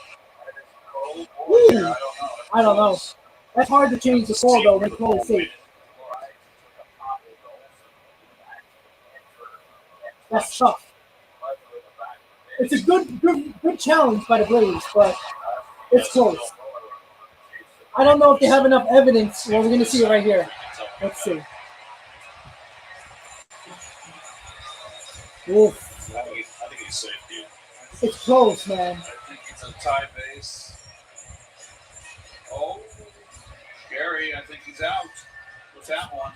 They can call him out, but I don't know if it's enough to make a call. But it is. They call safe is on the field, so we'll see. Here's the call. After review, He's safe. 2-0 Mets. Again, not enough evidence to call him out. So here we go, guys. First and third, 2-0 Mets. Davis coming up. It was too close to change that call. I think the call on the field, even if it was out, would have stayed. So we got lucky there. Pretty goal on either way. 2-0 Mets. 63 pitches for free. First and third, 2 outs. JD Davis coming up. Come on, JD, let's go.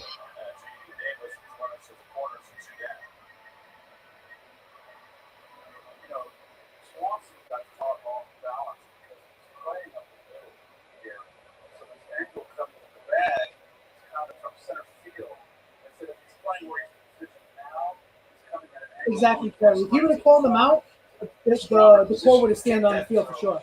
Come on, JD. Base it here. Come on.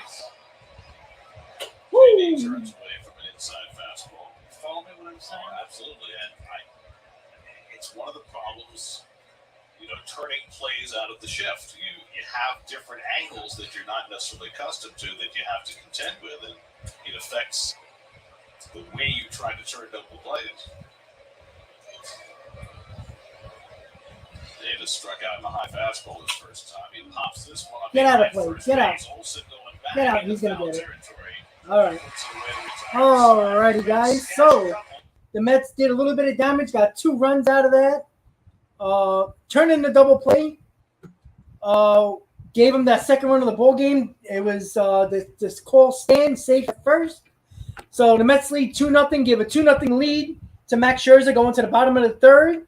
Scherzer's just got to keep on doing what he's doing. Finally, Scherzer got some run support, unlike his first start back. But listen, guys, I mean, honestly, this is what the Mets have to do. You got to get to a guy like Max Fried early. He doesn't have it in the first couple of innings. A lot of pitches, 65 pitches in 3 innings. I mean, you keep on going that route, he's going to be out by the 5th inning. No doubt about it. Mets are playing well right now, but again, this Braves offense can turn on with a light switch real quickly. But Max Scherzer got a lead. Now he's just got to hold it. It's just that simple. You pay him the big bucks to have him hold it.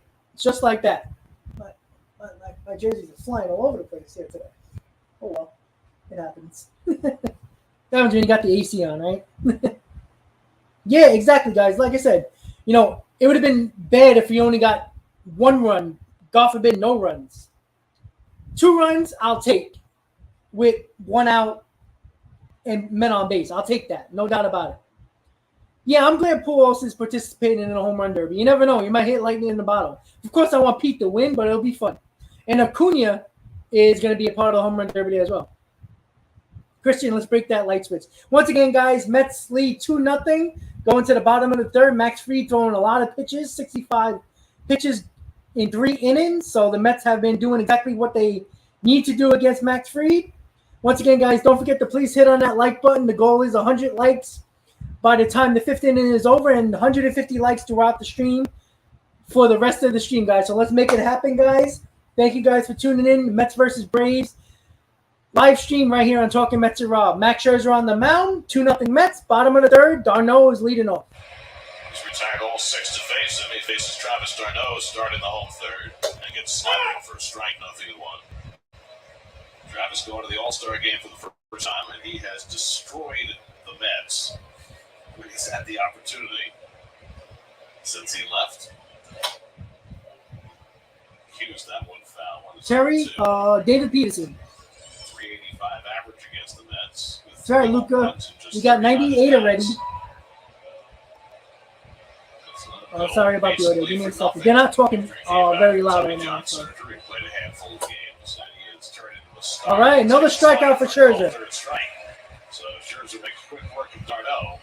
7 up and 7 down for Max with 4 strikeouts. So it's interesting that Max is definitely tough on right-handers. He's got that big slider, great command. Now our first look at the youngest player in the major leagues, Michael Harris. 21 years old, another Georgia native from DeKalb. 3rd-round pick in 2019. He was hitting .305 when he got called up. And he got called up the last week in May, right before the Braves went on the incredible hot streak that has gotten them to this point. And what did he do when he came up? He was National League Rookie of the Month, hitting .347 the month of June. Whew. Got a great swing, too, Harris. Harris sitting an even 300, 7 home runs, 24 driven in, and just 150 at-bats. He's fast. He's played a good center field. Another guy with his hands out of the plate, like I had them, and like Matt Olson has his hands. All right, Max got 30 pitches so far. Pitch count is exactly where you want it. You're 1 out in the 3rd. Woo, that ball got away.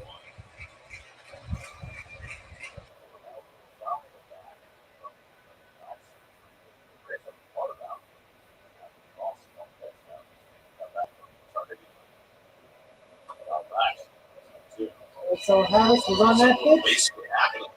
What's 2-2 count for Harris?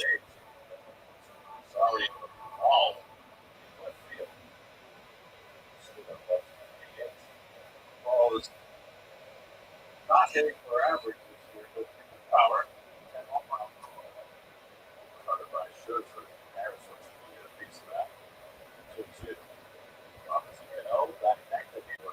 It's the first time Harris. The Braves always get them Georgia too. Always.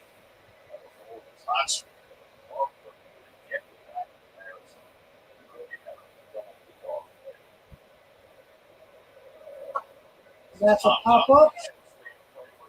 Escobar should be able to get into foul territory, and it's 2 down. All right, guys, I'll be right back. Continue listening to the game. 6 scoreless innings against the Reds, and he's retired the first 8 today, and now Cano getting a pound of back from Tomas Neal.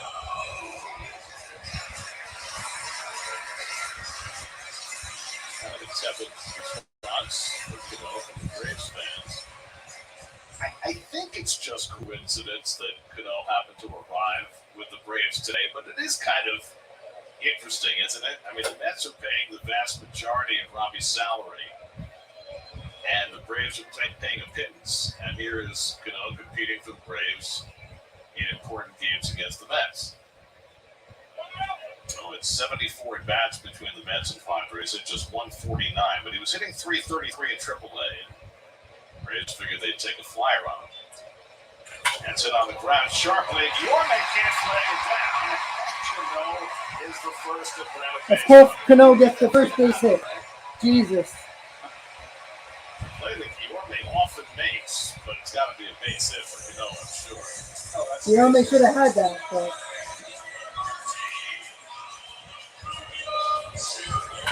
Ball's hit hard. Career hit number 2,636 for Robinson Cano. His first as a Brave for who he's batting 1,000. Well, that's the first one missed by Guillaume this year that he should have had. So Cano with a 2-out hit, first hit for the Braves. Top of the order. There's Cunha. Right out deep center field. His first time up. So the Scherzer pitching off the stretch for the first time. I think we all knew that was going to happen. Had been 0 for his last 23 in the big leagues before that base hit. Come on, Max, let's go. Cunha golfs one toward the right field line. A long run for Jankowski. Foul ball. Woo. That would have been trouble if it was fair. That ball stayed fair for a long time. Jankowski's got great speed. Was playing deep and over toward right center field, but he's not going to get close to it.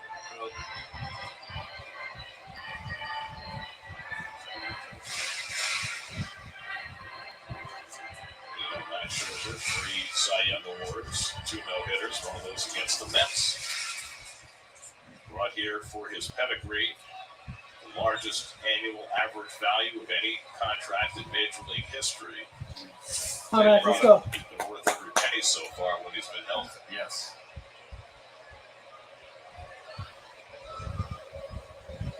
He was very judicious about coming back. He tried to rush it. He even understands now, and he said he was first starting against the Reds, he didn't grunt at all. He said, eventually I'll grunt again. In other words, put that little extra something. But for right now, he's being smart. Does not want to get hurt again. Speaking of which, Jacob deGrom's next rehab start has been moved to Thursday. He's going to pitch for Syracuse. His third rehab start, but his first above single A. Then he'll probably, if it goes well, he'll probably do a simulated game during the All-Star break, and then maybe we'll be good to go. 1-1 to Acuna. Nice slider. Slider is 1-2. That slider has been on tonight for sure, and the Braves cannot hit that pitch. DeGrom is still on the horizon, but we're getting there. It would be a very welcomed addition to this ball club. Scherzer's had a good slider tonight. City goes back to it again against Acuna.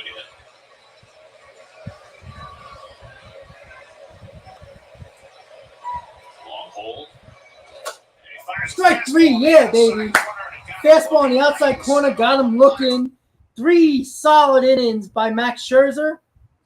Dominating the Braves lineup so far. The first hit of the game for the Braves came by Robinson Cano, but gets Acuna looking for the third out of the inning and another strikeout for Scherzer. Scherzer is dealing. Out pitching Max Fried at the moment. Absolutely nasty. He picked that fastball up a little bit, 97 miles an hour on the gun. So when he needs it, he'll get it. That's for sure. So far, so good. Listen, that's all you got to do with Max Scherzer. Give him a lead, and it's going to be very hard for the Braves to touch Scherzer. And that was the 40th pitch of that at-bat. For Scherzer, 40 pitches so far through 3 innings. great pitch count. He keeps up this rate. There's no reason why he can't go 8 innings tonight, guys, and that's exactly what you want to see. He's fooling the Braves hitters right now. So far, so good. He's spotting the fastball, throwing it in key spots when they're not expecting it. You clearly, Acuna was looking for a slider there, and Scherzer confused him and threw that fastball right on the outside corner for strike 3. Once again, guys, Mets leading 2-0 going to the top of the 4th. Mets got to step on their throat to continue to get runs on this board. Make it a no-doubt game. Got to get it done here. Got to keep it going, guys. Once again, guys, I think we just got over 100 likes, so keep on going, guys. I think we're going to be well past 150 likes today. I know there's going to be more people tuning in later in the game, so if you still haven't hit that like button, please do take a second to do that. Once again, guys, if you're new to the channel, thank you guys for subscribing to the channel. And also, welcome to the family, guys. Everybody's been a lot of fun so far. There might be some Braves fans listening right now. Once again, Braves fans, you can show up. Even if your team is losing, show up. Show some support for your team. Yeah, Joe, I saw that Getty Malkin expected to leave Pittsburgh. Yeah, you know what? There was some talk about the Rangers might picking him up. All right, guys. So top of the 4th, Mets lead 2-0. Max Scherzer is dealing so far. Here we go. Travis Jankowski leading off. 3. Jankowski was hit on the arm by a pitch in the second inning in his first plate appearance since May 25th. Just his 14th start of the year in there because of injuries. Max Fried is so wild today, and I love it. The absence of Jeff McNeil. 67 pitches starting the 4th inning. Already 2-0 to Jankowski. Prepare for the arrival of their first child. Roll 3. Fried, who has not been sharp tonight, misses high to Jankowski and falls behind 3-0. It's a funny game, and you got to feel like you got to have a bad one in you once in a while. His last 15 starts have been off the charts. 9-0, 2.15 in those 15.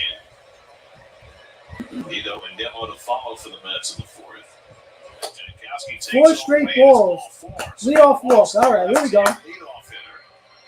That's the 69th pitch. The second time. 4 straight balls by Fried. 3 walks now for Fried. Yeah, Patrick Kane is an option. 107 innings coming into the night. All right, got to get it going again. Third time in 4 innings, the leadoff runner has gotten on base. 2 by Every inning, the Mets had somebody on base. Leadoff double. So now it's Tomas Nino coming up with a man on first, nobody out. The second. Jankowski is a serious stolen base threat. And Fried is a serious pick you off guy.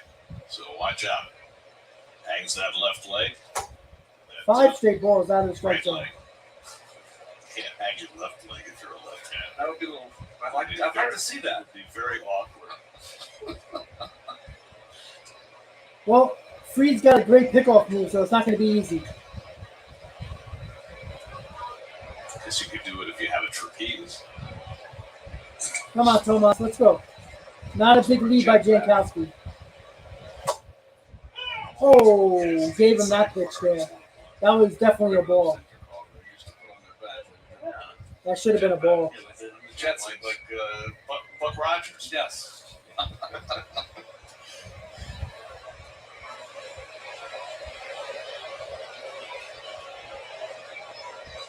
Jankowski not getting a very big lead against Fried. And Nito fouls it off at 22. Mets have thrived against the East this year. They're 26. Yeah, I mean, he's had, I think it was 13 straight starts where he's pitched really well. Against everybody else. And tonight, he just doesn't have it in. Luckily for the Mets. Including tonight, the Mets have It's helping us right 76 now. games remaining.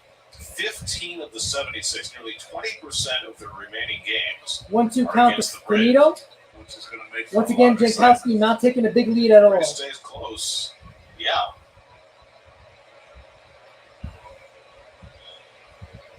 And really, there's no reason it shouldn't stay close. The Braves are an outstanding team, the defending world champs. The Mets are a really good team, too. And what's fascinating to me about watching these two teams is the different ways that their offenses function. They're very Come on, close in Tomas. terms of 73 scoring. pitches for Fried with nobody out in the 4th. Mets are third in the league. The Braves are second in run scoring. But they've come about in very different fashions. That's drilled to center field, but Harris moves over in front of it. Hit hard, but right at Harris. 1 out. Damn. First out. That was a shot by me there. Get in here and hit him right in. 104 miles an hour off the bat for Nito. That's a big hand with him.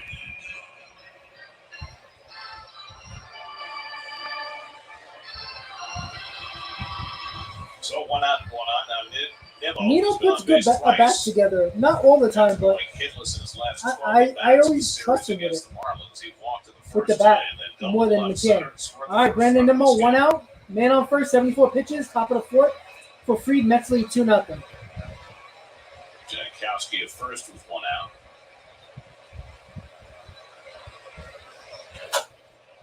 Well, it's not that the Mets don't want to. Of course, they want to run on Darno, but Matt Fried got a great pickoff move. It's not easy to steal against him. It's a tough pitch to square up. Full house tonight. This is going to be the 23rd sellout in 49 home dates for the Braves.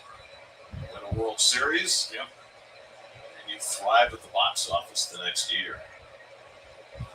Come on, Brandon, let's go. 1970 and 1987 were big attendance years for the Mets.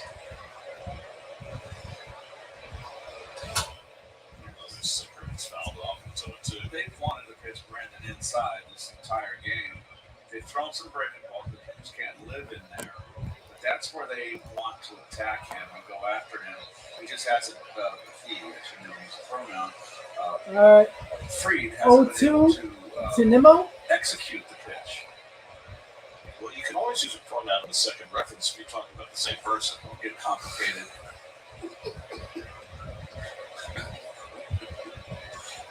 I went to the demo with Lindor on deck. Nimmo fouling off, not making it easy for Fried again. Well, 77 pitches in 4 innings with 1 out for Fried. The second time through, this was one of the keys to the game during the pregame hour during the stream. I was talking about pitch count. Have to work the pitch count, get it high early, and the Mets are doing exactly that. Every out is a tough out for Fried. That's what you want to do. That actually happened, and then they changed it. 0-2 to Nimmo. And he struck him out. Nice pitch. Change up by Fried to get Brandon. Well, when you're still a really good pitcher, you can still have a pitching at bat that he just had like that. Nimmo basically had no chance in that at bat. It was a very nice pitch. Check out Nimmo. My generation. All right, 2 outs. Lefty, change. Francisco Lindor up, 1 man on. 2-0 Mets. Top of the fourth. I think that he's struggling to command his biggest pitches. I mean, the changeup is his 4th pitch, and he's beginning to use it more because the other stuff is got to be traded early in this game. Lindor hits one the other way. And Lindor hits the base hit to right field. All right, there we go. Get Alonso up. That's what Lindor's got to do there. That's what he's got to do. Nice piece of hitting. Alonso coming out with 2 outs, 2 on. Where the ball's pitched, you can see him looking that direction. I like to see the Mets not trying to do too much here. They're trying to go the opposite field. That's exactly what you got to do against Fried. He tried to pull that ball. It would have been a ground ball to shortstop. All right, Pete Alonso already got an RBI double today, 1 for 2. See if he can do it again here with 2 outs. Come on, Pete. And sets up Big Pete. So they figured out the Velcro. Remember you had the Velcro loop hanging off the red one the other day? Yeah. Still trying to get that 100%. So here's Alonso, who doubled over the third base bat to drive in the first run of this game. Bats here with 2 out and 2 on. And he goes after first Alonso's ready to hit that fastball, but it was way high that he swung at. Check one. Come on, Pete. Trying to chase down David Wright's pre-All-Star break Mets record of 74. Pete. He's got a couple of home runs against Fried. He had 23 career at-bats against him. Good speed on the bases. Jankowski at second. Lindor at first. He takes a fastball All right, inside. nice. 1-1. Nice inside pitch, but Alonso held off. Well, he had the mustache and the stirrups going on in tribute to Keith for 2 days. Yeah, the mustache had a home run in the stirrups. And the mustache is still there, but the stirrups have gone by the wayside. No, he Uncomfortable kid. take a base hit here. Yeah. Oh, I love it. Those people hate them, you know. I mean, it's Nice a pitch. That was a nice curveball on the outside corner there. Not a pitch you're looking for to hit. Put an elastic band underneath. It's, you cut where the seam is. Oh, Then, stay within yourself here. Don't do too much. Base hit is fine here. 3 to have on Alonso 1-2. Mark County would be next. no, he's going to go back inside. I mean, they're trying. They have to. You have to, particularly a left-hander. You have to make Pete aware of the inside corner. You let him lean on that plate, get the ball out over the plate. He'll put a whooping on it. Come on, Pete.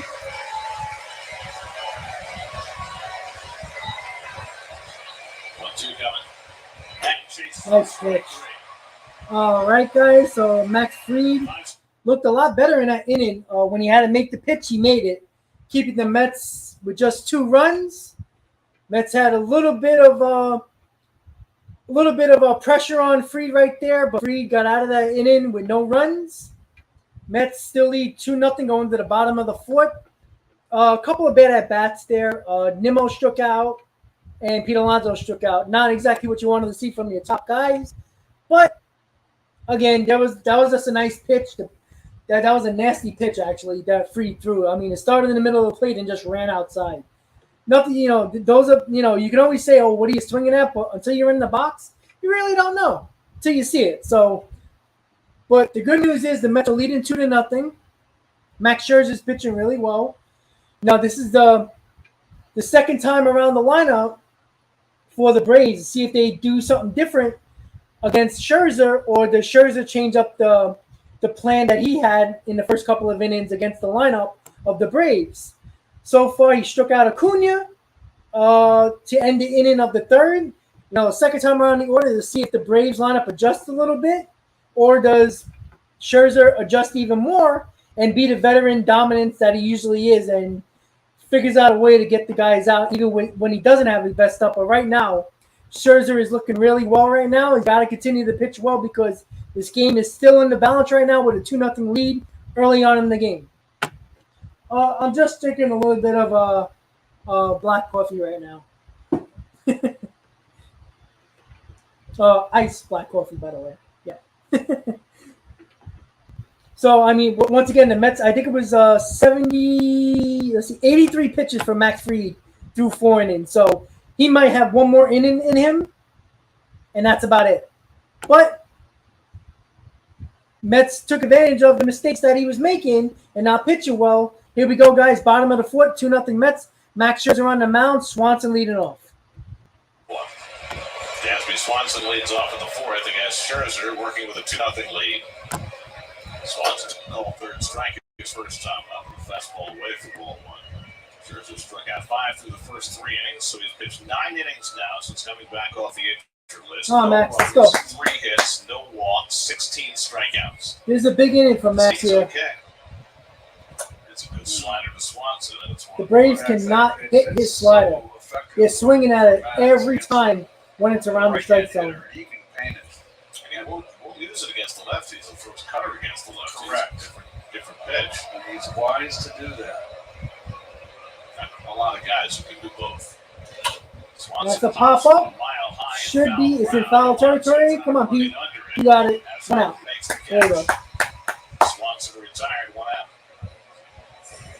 Yeah, Ruben, they were definitely chasing that. They squeezed that bat a little tighter in that inning. Now you wonder, at the end of the day, Yep, Robert, you're correct. when we get to September, or possibly October, will the time that Scherzer missed, the time that DeGrom missed, work in their favor?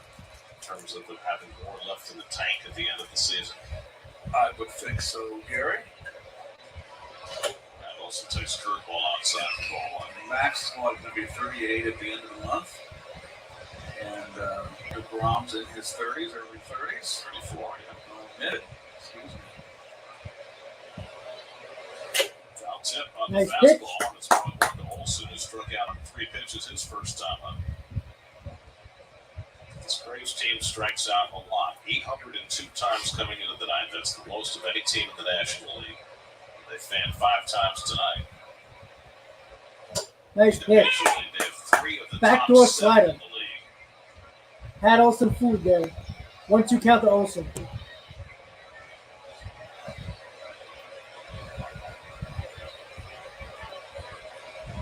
Come on, Max. 1-2 coming. And he's Got him, out. yeah. And with a cutter. And he 2 gets outs. Olsen for his 6th Scherzer is strikeout. dealing, guys. Scherzer is dealing. The Braves are a huge strikeout team, Taking care of Olsen. and Scherzer's a strikeout pitcher. Gets ahead, and you see the fingers on the side of the ball. They cannot touch his slider.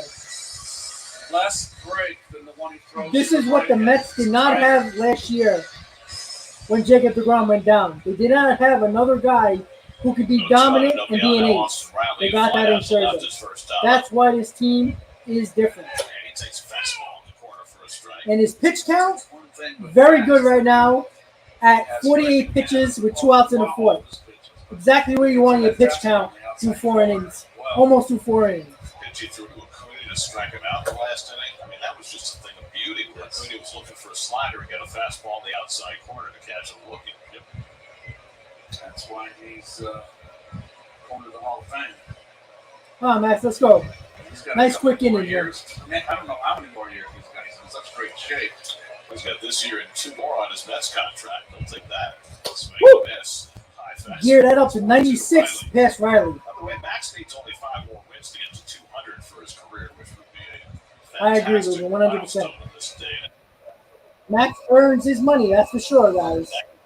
He's worth every penny for games like this. Nice inside slider. I don't think he wanted to place it there, but it was kind of a pitch where the hitter was a little bit fooled or fouled it off.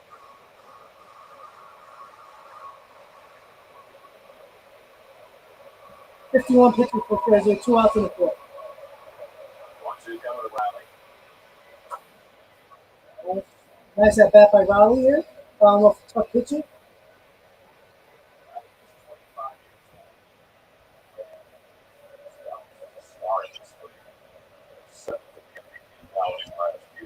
He tries to sneak a fast one on the outside corner.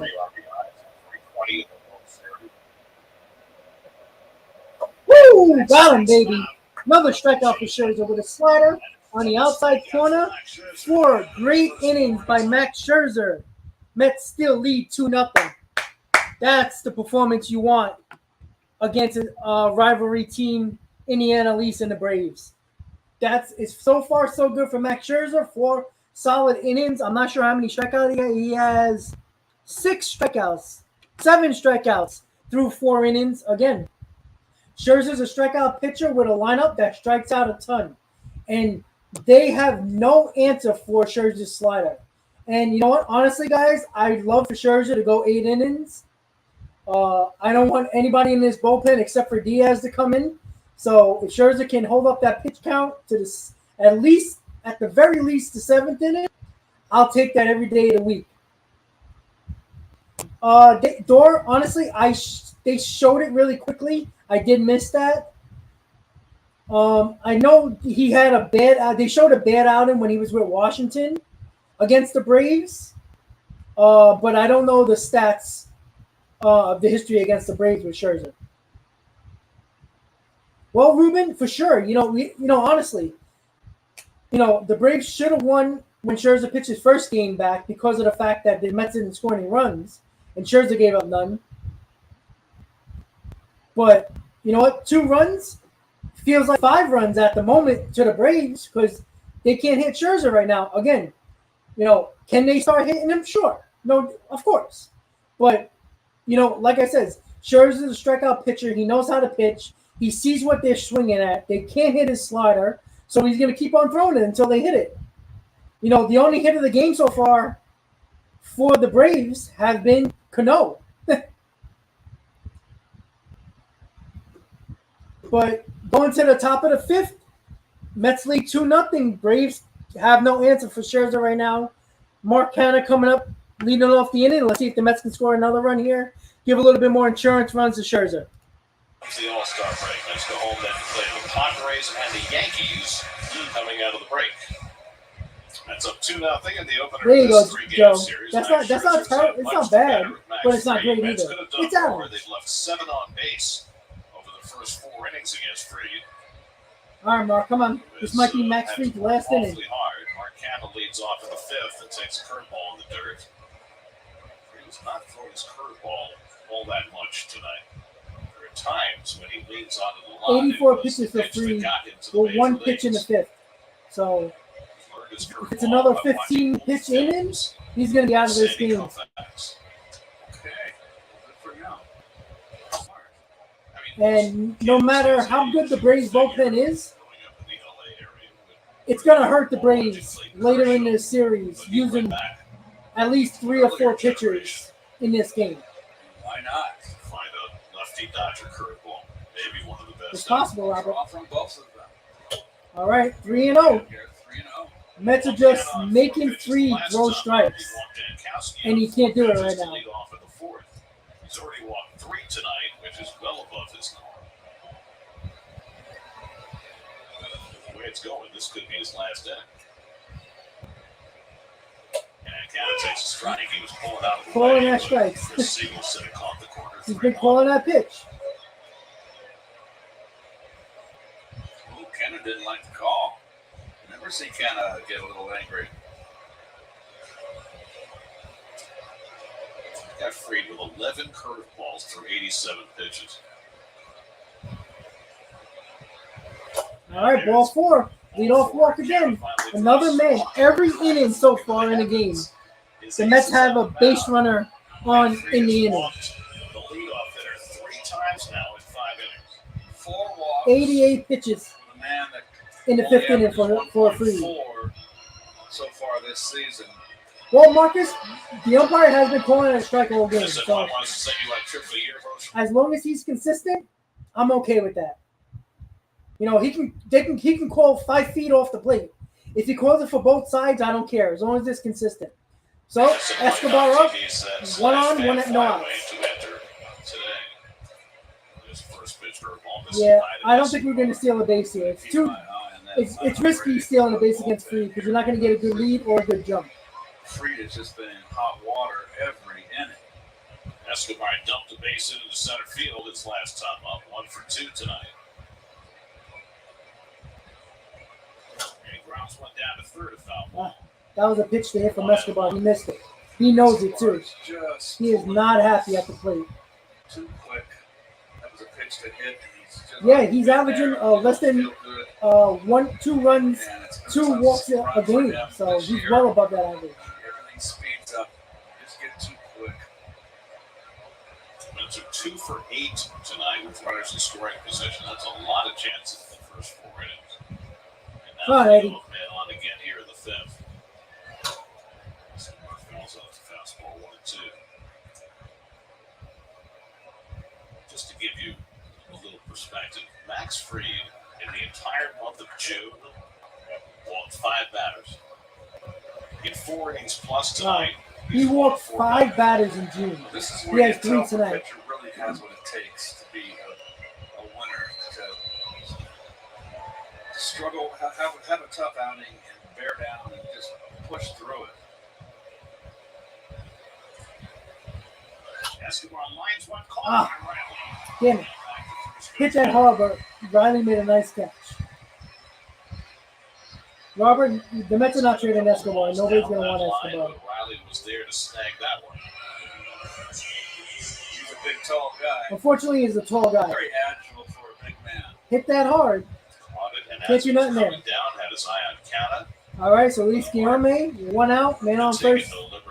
Top of the 5th, 2-0 Mets. Now it's Guillorme who doubled down the left field line of the 2nd, then beat out a double play grinder in the 3rd that brought in the 2nd Met run.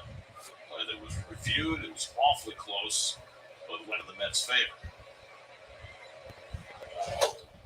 He takes a cutter off the plate for ball one. You could just see the look expression on Fried's face when he misses badly with that slider. He's frustrated. He can't find it. Come on, Luis, let's go.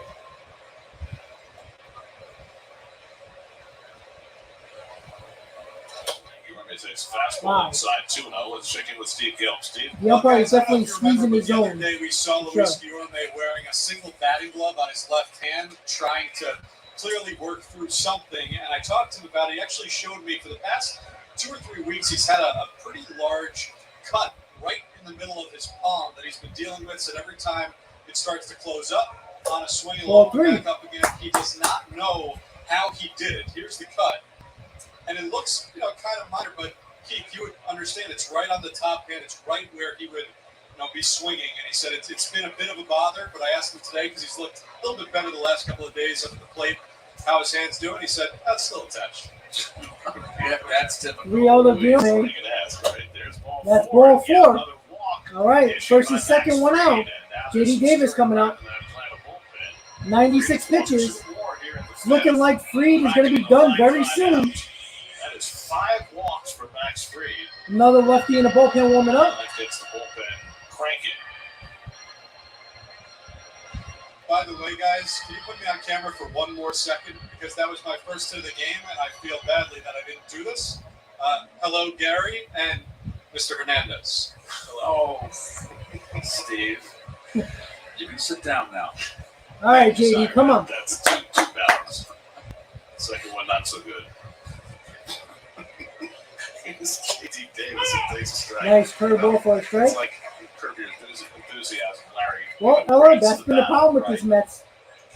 Left 8 men on base, actually. But you know what I'm talking about. But not well. 2 for 8 so far. It's still a family show. J.D. Davis is struck out and fouled out. That's with another chance with a runner in scoring Come on, position. JD, base hit here. That's it.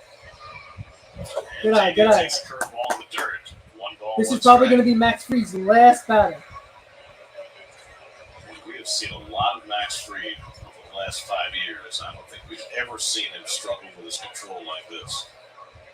And again, he came out of his last start because of a physical problem, not related to his arm, but related to his leg, and who knows if that's thrown him off kilter at all. But the Mets have not been able to take full advantage, at least not yet.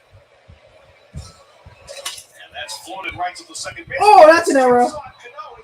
Oh, it's going to be a double play. That sucks. And that's going to be a God damn it. Side retired. Oh. Had skipped off his glove, but he was standing right at the bag when it came back to him. I mean, honestly, there's nothing the runners can do there. It was a ball that took a hop. Cano bobbled it, but, I mean, there's nothing kind of could do there. He was in no man's land. He had to wait because the ball could have been caught. It bounced. There was nothing kind of can do. They got Guillorme on first, couldn't run in time. There's nothing you can do. I mean, that's just an unfortunate term of events there. I mean, what can you do?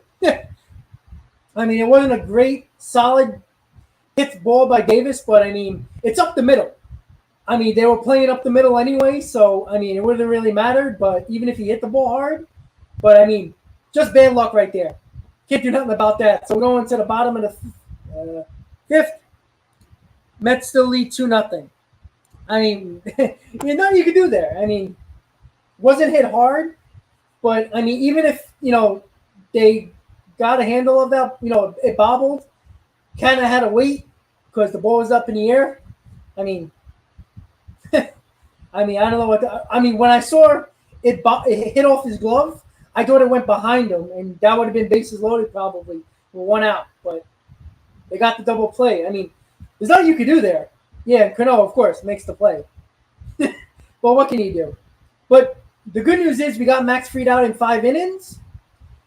As good as the Braves bullpen is, let them use their bullpen as much as possible in this game. Because all that's going to do is going to hurt them later in the series. But, I mean, honestly, The Mets got to score more runs, but, I mean, 2-0 lead with Scherzer going in the 5th inning, I take that if somebody told me that. Yeah, Ruben, I wish it was the bottom of the 9th with the 2-run lead, honestly.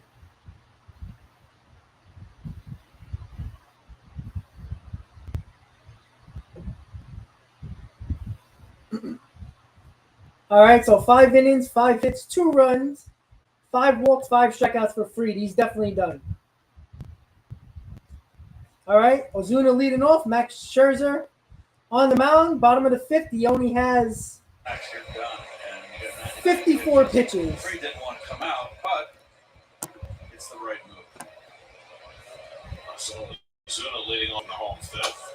And Scherzer hits the outside corner with a fastball. He's had a good line to that outside edge with his fastball all day. Remember Kravitz talking to Fried. Fried with a very unaccustomed 5 walks in 5 innings. The ground ball. Escobar handles it. And 1 out. All right. Good job. Good job. Once again, guys, welcome to Mets versus Braves live stream here on Talking Mets with Rob. You just tuning in, please hit on that like button.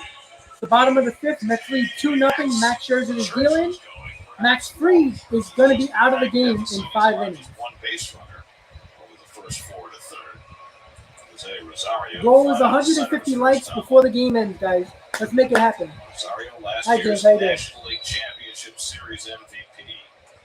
He had 560 in that LCS against the Dodgers. Nasty slider on the outside corner. Starting to mix in that first pitch curveball.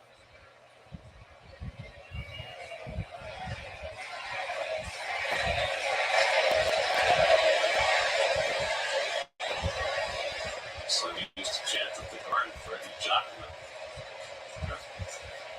So Scherzer is changing it up a little bit, throwing that curveball a little bit more. And throwing a look like a fastball.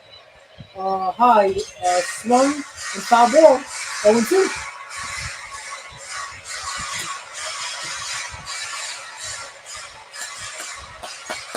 Go.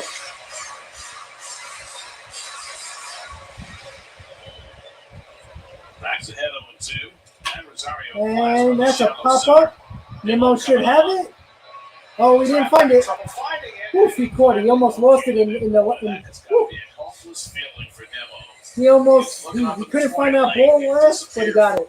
He recovered. 2 outs. Oh, that would have been the break the Braves needed, I tell you. Whew. Jesus. When we came into the general vicinity, Jesus. Anna doesn't see it either. You know, it's funny. We used to see this all the time at Turner Field, where there were no lights All right, in 2 the outs. outfield. Bottom of the 5th. And it used to be a huge problem this time of night that the fielders couldn't see the ball in the outfield. Here, the lighting is much better than it was at Turner Field, but it's still a problem in the twilight. Travis Darno Max, struck get out out of 3 here. pitches his first time up. Nice slider. Inside changeup. Not where he wanted it, but it fooled Darno. 0-2. See, they've got the outfield lighting, which they did not have in the old ballpark. It was awfully dark out there.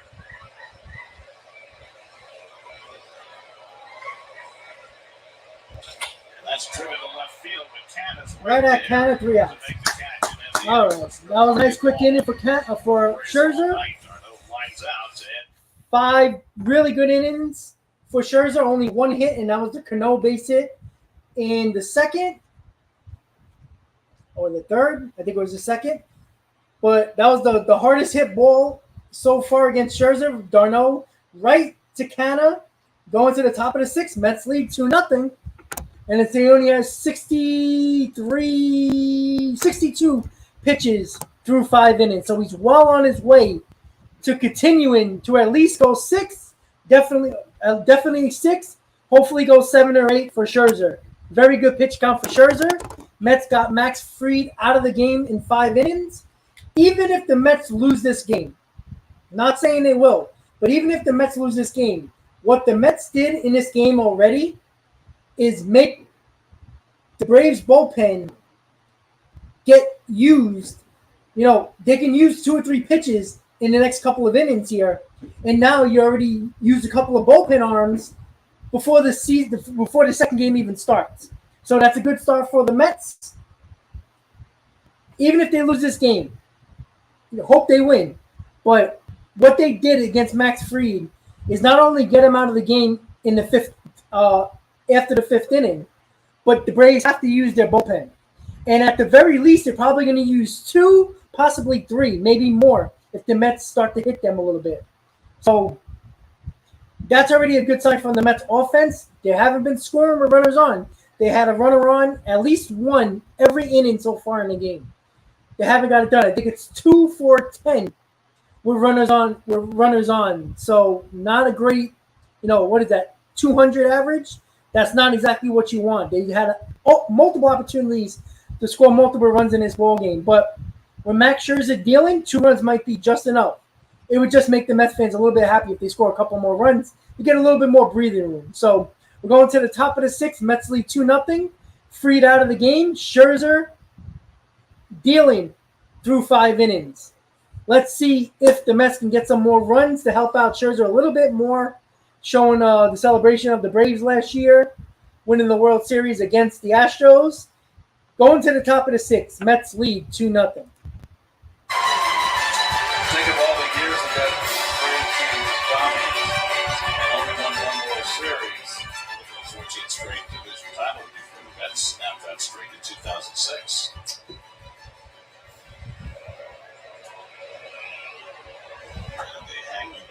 All right. Jankowski leading off. Ground ball right to Olsen. 1 out. Well, that ball was hit hard, but he was playing the line.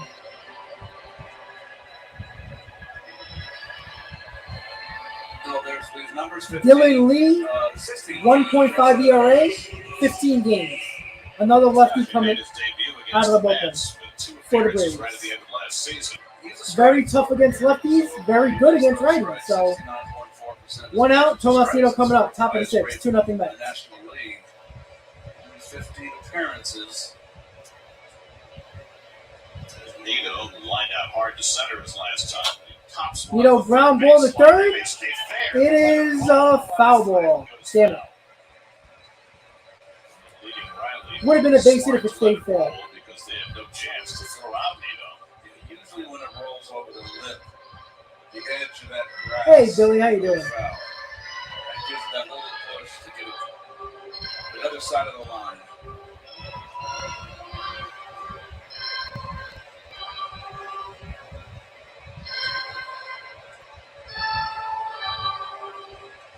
What is your order? It's like the Jeopardy music, but slowed down. Right?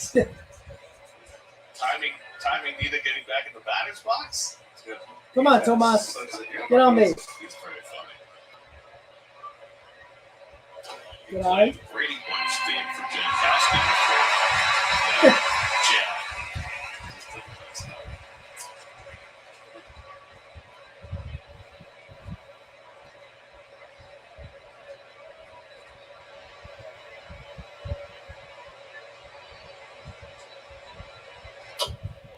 All right, good eye, good eye. Outside, Matt Kaminsky on the working. He's very funny. He's got a repertoire of thousands and a great sense of humor. I believe someone told me if you follow him on Twitter or on Facebook, that he will post the songs that he plays for each player. Before? For the players. For the visiting players. Okay. Something to play on their name or something. So, deep dive. 2-2 count coming to Nito. Nito up the middle, but they're playing him up the middle.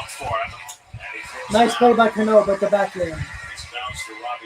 Oh, the shift is playing him up the middle. That would have been a base hit 15 years ago. But not in today's game. Hit it hard up the middle, right to Cano.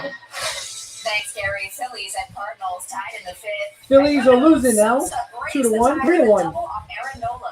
Dickerson Cardinals scores beating to them make it 3-1. 2-1 Top of the St. Louis. 7th. Now 3-1 Cards in the 7th. Back to you. Thanks, Maria. All right, Nito with 2 out. Nimmo with 2 outs. Let's play for Nimmo. Again, nothing you can do there with Nimmo. Hit it hard, right to Cano, up the middle. Of course. See if Brandon can get a 2-out home run here. Can turn on one. It looked like he swung. Yes, he did. Thank God, Pirates. Thank God. Walk today. Walk doubled and struck out against Max Fried.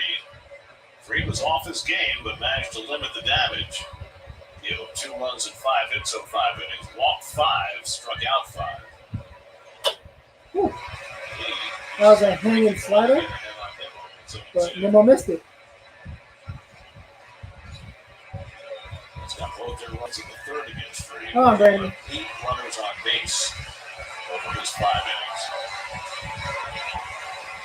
Lee's come in and retired the first 2. They had 0-2 on Nimmo.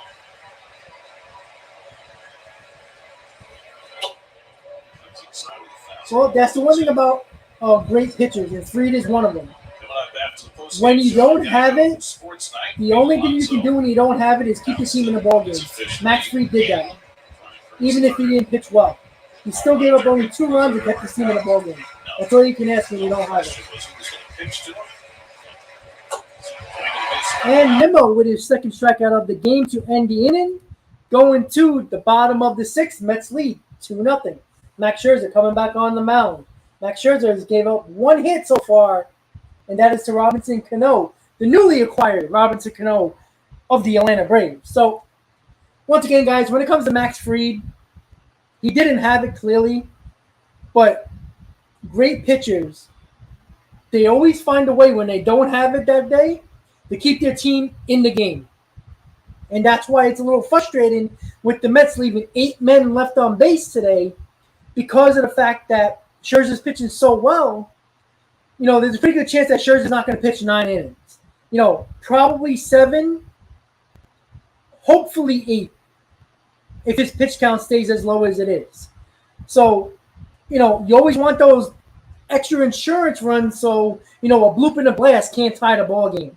And right now, the Braves still have the opportunity to get a bloop and a blast against Scherzer. Great pitches can give up home runs, and that's what you're trying to avoid. Because it's only a 2-0 game, that could happen rather easily. And you saw with Nimmo almost losing that ball in center field, you know, it looked like a disaster waiting to happen, right? A missed pop-up, Nimmo lost it in the sky. If that ball would have dropped, who knows what would have happened? Could have been a bloop and a blast.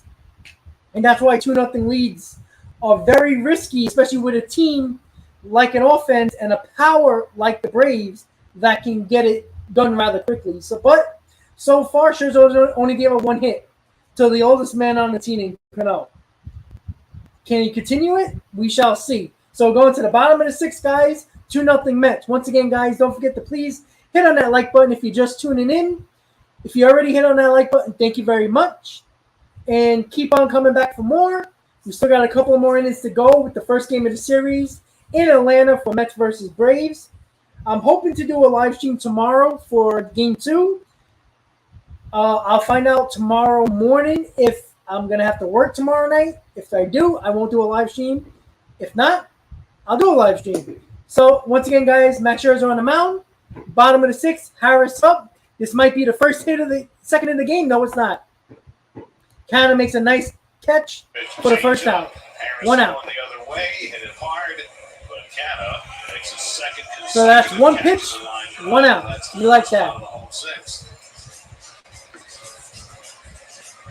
Robinson Cano with the only hit of the game, coming up with 1 out. Base runner against Scherzer tonight. He hit one that defied York and went up to right field in the 3rd.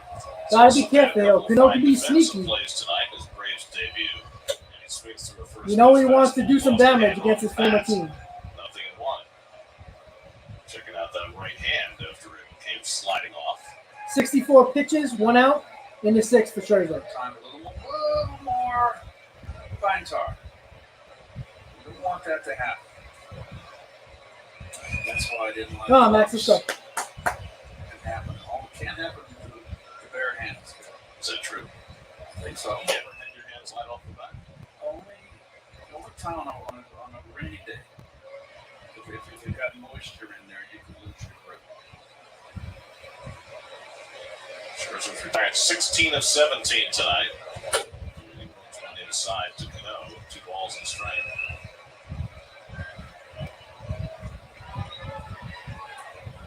Ozzie Albies still down with a foot injury. Orlando Arcia had been filling in. He had stopped hitting, so they picked up Cano. All right, pop up. Trading his Lindor should have it. 2 outs. 2 out. Quick 2 outs for Scherzer. He's rolling twice through the batting order now, and he's retired 17 of 18 hitters. He has just been nothing short of phenomenal. Coming back for 7 weeks on the sidelines. Now 11 2/3 innings, no runs, 3 hits, no walks, and 18 strikeouts. Now he faced Acuna with the bases empty. All right, that's what you want. Acuna with the bases empty. Center that Nimmo caught in the first inning. Then he was been fooling Acuna with the slider so far. There it goes again. Can't hit that slider.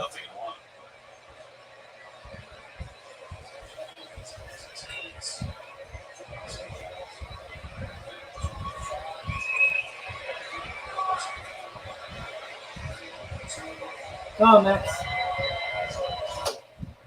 Fastball inside.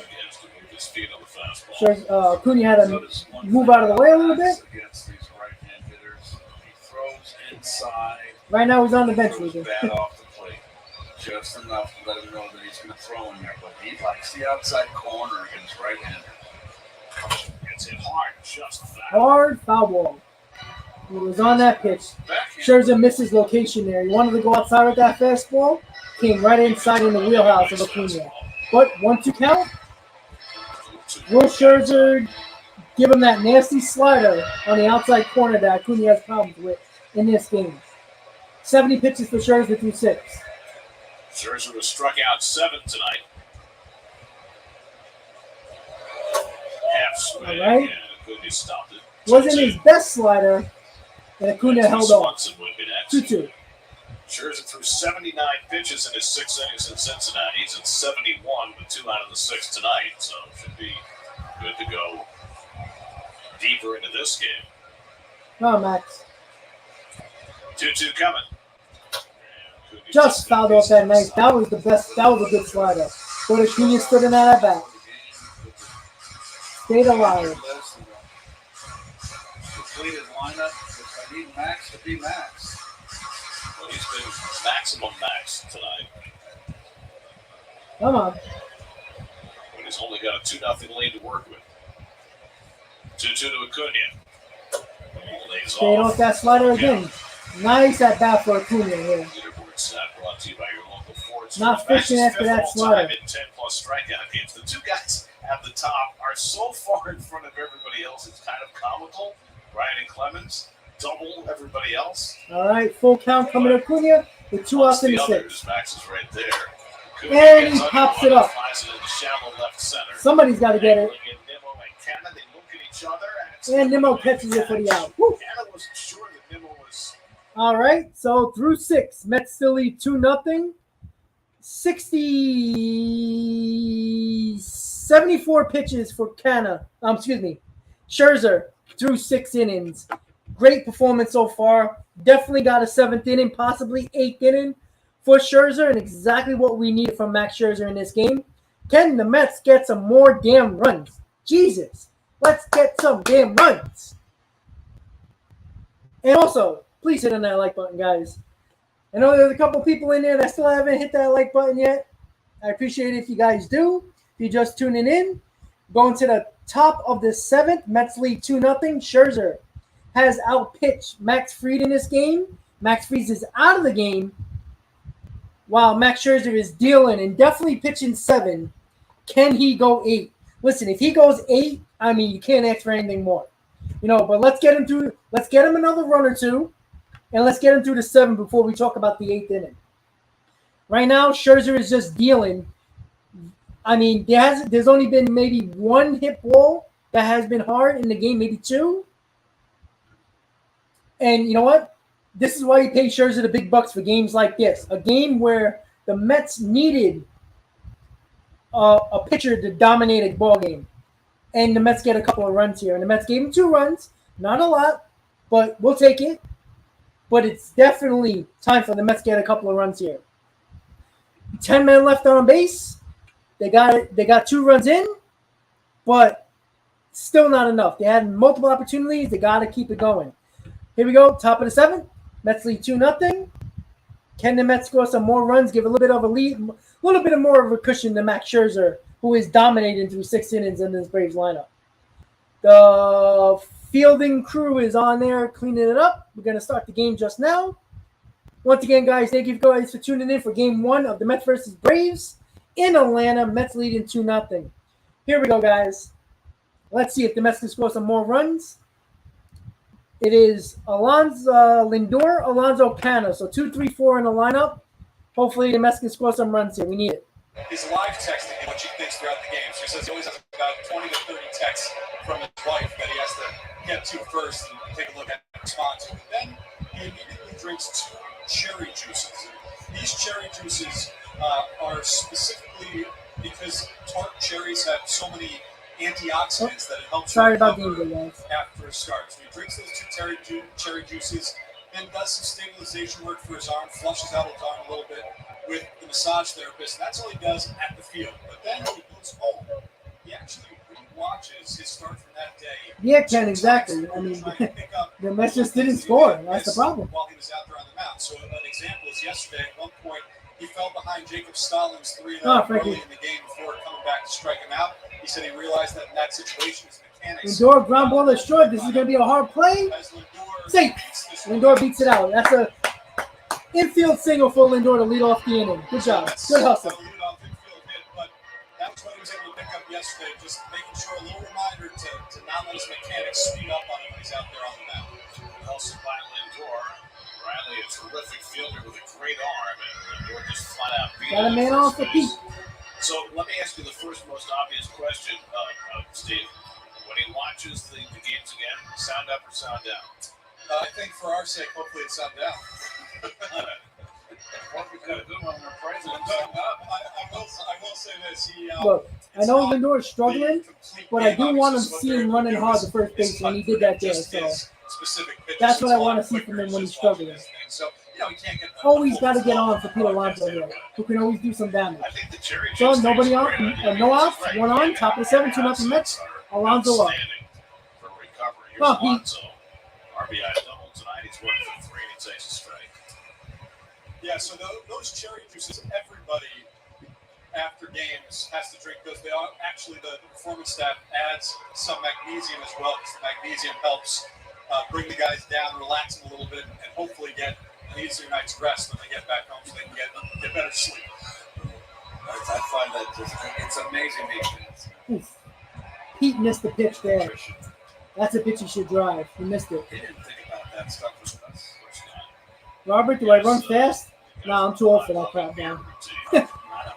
My back will break if I run too fast now. So we got an 0-2 count on Pete Alonso. All the things that these guys are being helped with. Alonso's got to, not do too much here and try to go the other way. I think it's coming enough time right now, but it is great. The guys have really bought in, especially Come on, as it's Pete. gotten further over the years. Are they allowed to have a beer? They are allowed to have a beer occasionally, but they have to watch, because even 1 or 2 beers. Oh yeah, Ruben, absolutely. The Braves have a good pen. But what this does, this makes multiple guys pitching their bullpen that they probably didn't think was going to pitch tonight. And that helps us in the next 2 games of the series. Other sports were able to harness the best that their athletes had to offer. That's where you got to pitch him, Michael. Baseball has really caught up, and especially in a game that's played every day like this. And Alonso, it's a double play ball. And double play. Yeah. Hit it hard, but right at Swanson. I mean, it's just amazing the strides that the sport has taken. In an everyday sport like this, you've got to maximize recovery and feed your body what it needs in order to have it perform at this level. And, they're paying the athletes a lot of money, and you don't want them on the IL. And I think that the players want to play and earn their keep. I think it's something that I would do for certain. I would go with the program. How do you like the lighting in this booth, kid? I don't like my shadow, my head over on my car. The lights behind us looks like a shadow. I feel like we're part of this All right, Collins. 2 outs. Mark Hanna up at the plate. Dark shadow? That's what it go. Guys, I just want you to know that I did tell the nutritionist today when we were talking that this might be great for the players, but on the flight, the broadcasters should still get candy and chicken parmesan heroes. I'm not sure that we shouldn't be drinking the cherry juice. Fed by Canada is what I want. You know, Michael, I agree. Another insurance one would be very nice right I now. did ask, should I be drinking this cherry juice? Yeah, go ahead, as long as it is tart cherries. That's the most important thing. I'm glad that this has led to so much discussion, but I will say that we haven't even gotten into today. And real fast for Taiwan Walker, his day one, we talk all about recovery. That's what it's about. It's all about recovery. He said he's sore the day after, especially as the season goes on. He picked up swimming, actually, on his first day. After the start of last year, it's that Taiwan Walker does with his lower impact. So he does some swimming. And Canna hits the base hit to left field for a 2-out hit. Nice piece of hitting by Canna. Got Luis Guillorme coming up now. Escobar, excuse me.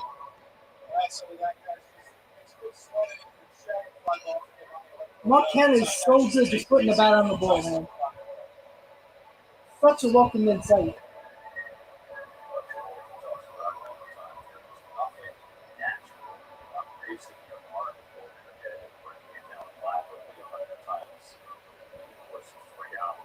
Come on, Eddie. Got some 2-out magic in here. Let's go. Come on.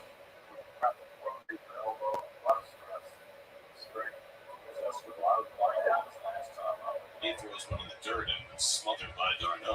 Darno does a good job out there blocking.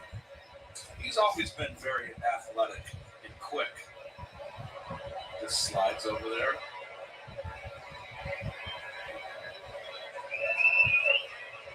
Come on, Eddie.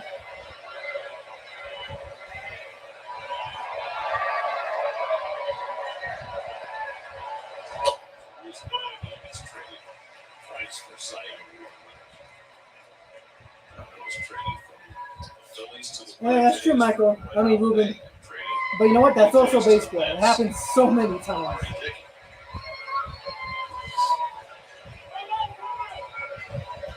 Escobar is 1 for 3 today. A bloop single to center in the third. That's now 7 hits in this game. 2 of them in this inning against Leaves, trying to get through a second inning of relief. Behind Max Fried. Come on, Eddie. They're just throwing Escobar up and away, outside corner, because they know that he's pulling off.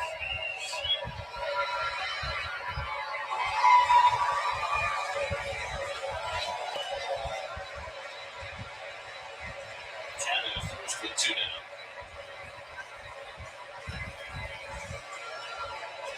Oh, yeah. Flies one out to left Oh. center. I do hit it harder than that. God damn it. Sorry, guys. That was my fault. That retires the side. All right, guys. So Escobar didn't get the job done there. I do hit it harder than that. That's my fault. Might have got you excited. But the way he hit that ball, it got a little bit more inside than I thought on him. But it was a nice swing. Just he didn't get all of it. It looked like he hit it a lot harder than that. But Mets did not score.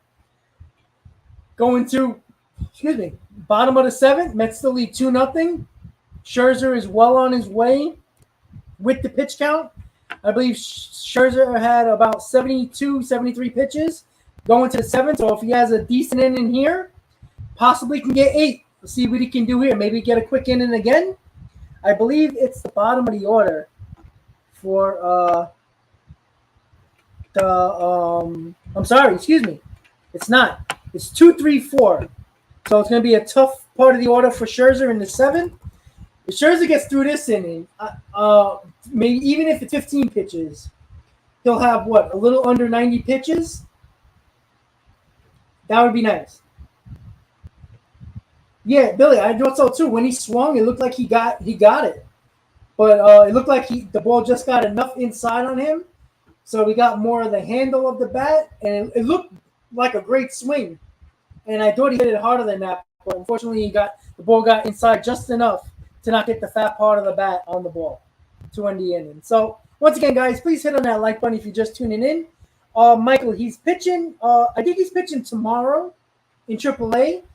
I think he's going to have one more rehab start when the All-Star game is going on in the minors, and then he might be up. He might be up probably right after the All-Star break, if I'm not mistaken.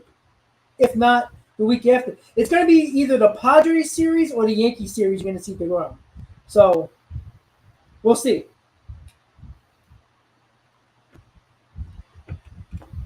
Yeah, Paris, that's true. But, I mean, he played really well last year. He had a really good second half. But, it's possible. He might have just lost it. May back. I think May's going to be back right after the end of July. So, here we go, guys. Scherzer, Swanson leading off. 2-0 Mets, bottom of the seventh. 75 pitches for Scherzer. That was really a week off. Busier this past week than he'd been all year. Dansby Swanson leading off in the home seventh against Max Scherzer has been nothing short of brilliant tonight. I'll be right back, against guys. The team that hits the most home runs and scores the second most runs in the National League. A team that has been on fire for the last 6 weeks. He's home to one base runner through the first 6 innings. Swanson gets one out to the field and well, that goes Canada on the warning track right at the wall to make the catch. Ballpark just big enough to hold it. And Swanson retired for a long first out. That's 385 out there in that gap. That's a good gap.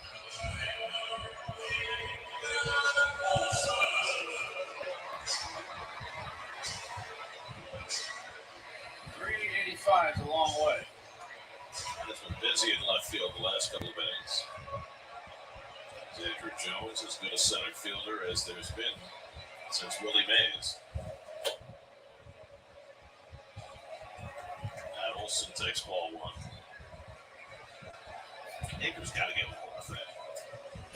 I mean, greatest center fielder of his generation. It's not even close, and he hit over 400 home runs. Swing and miss, and it's one of 10 home runs. I think so. I mean, there was nobody even close when he was playing. The pitching staff was great, but they were greater because Andrew was playing behind them. He had 10 goal goals.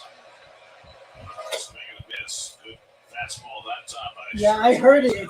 It sounded hard off the bat, guys. So, but you know what? When you're pitching well, you get a little bit of a break there. Just missed from being a home run there. But 80 pitches for Scherzer with 1 out. Not bad in the 7th. 97. Still got it. I target the needle game, so they know where to attack Olsen. All right.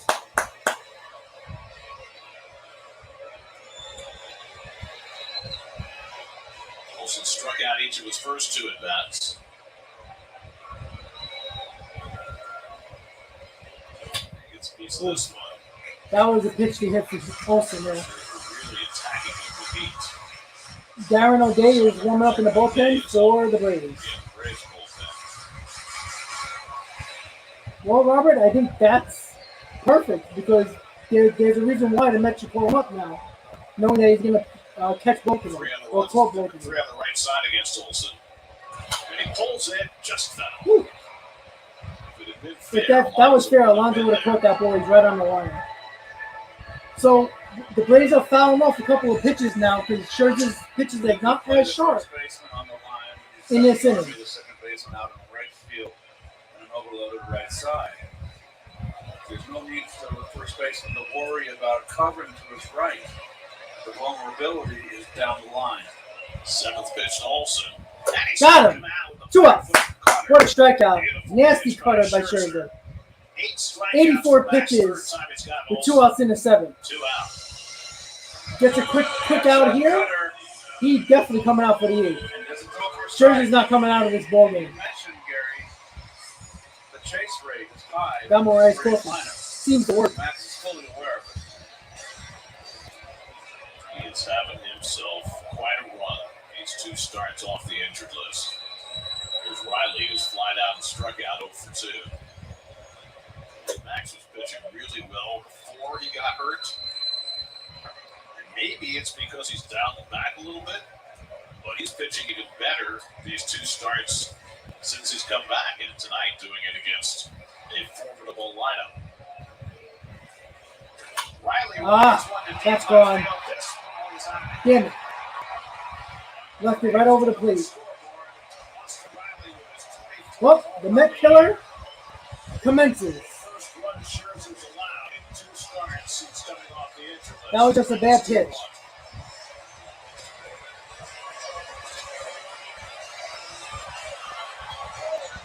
Well, I don't think he's going to be in the 8th anymore, being honest.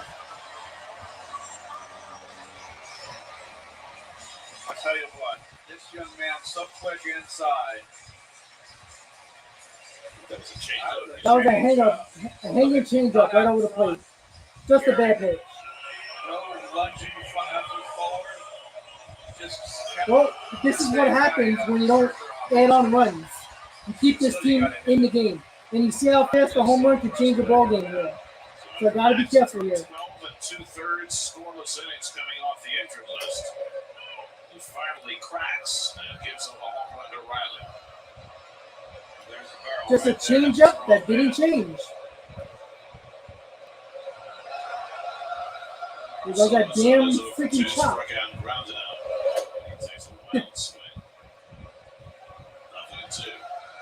Well, when you keep a team like the Braves who can knock a few home runs in a row against you, keep them in the ball game, that's exactly what can happen. Braves are 134th home run this year.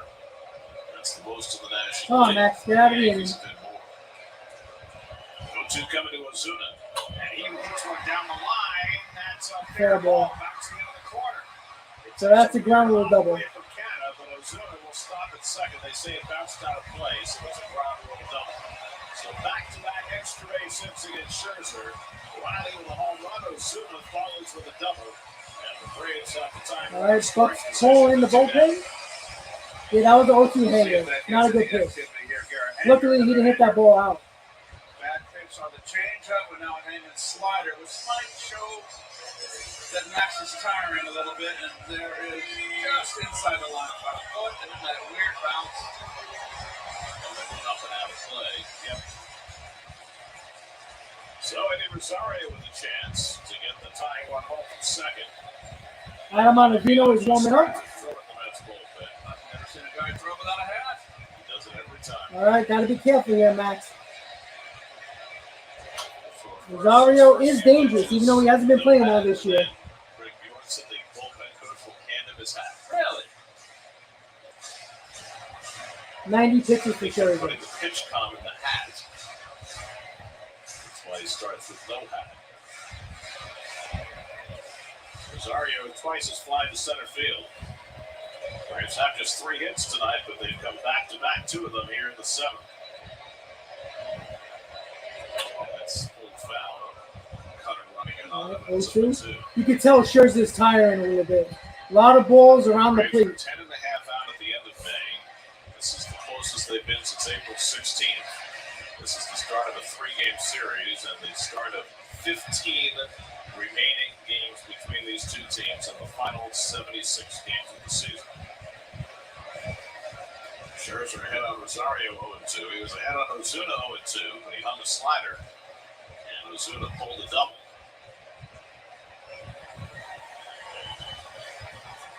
Max threw 79 pitches in his first start back from the injured list. He's at 91 and just trying to finish off this 7th inning. 0-2 coming. Bounces that one. Long 2 strikes. Nice block by Nito. Oh. Scherzer got tired really quickly. It's kind of tough for the catchers when they're on that one knee to really block the ball, even when it's directly in front of them.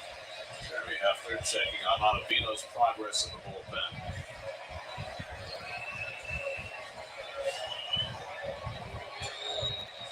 trying to hold it together for one more out. 1-2 coming. Got him. All right. Scherzer with the cutter strike. All right, Max. Really good 7 innings for Max Scherzer. Left one ball right in the zone for the Met killer Riley to hit that solo home run. Again, nasty slider to finish his game. He finishes out in.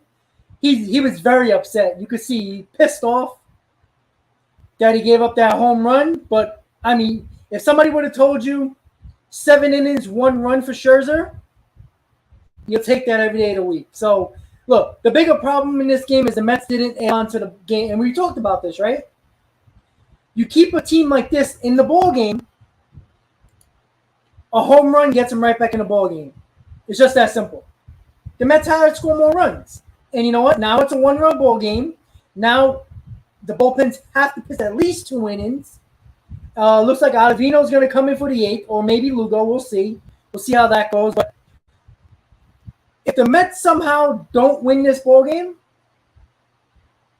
it's because of the offense, not because of the pitching.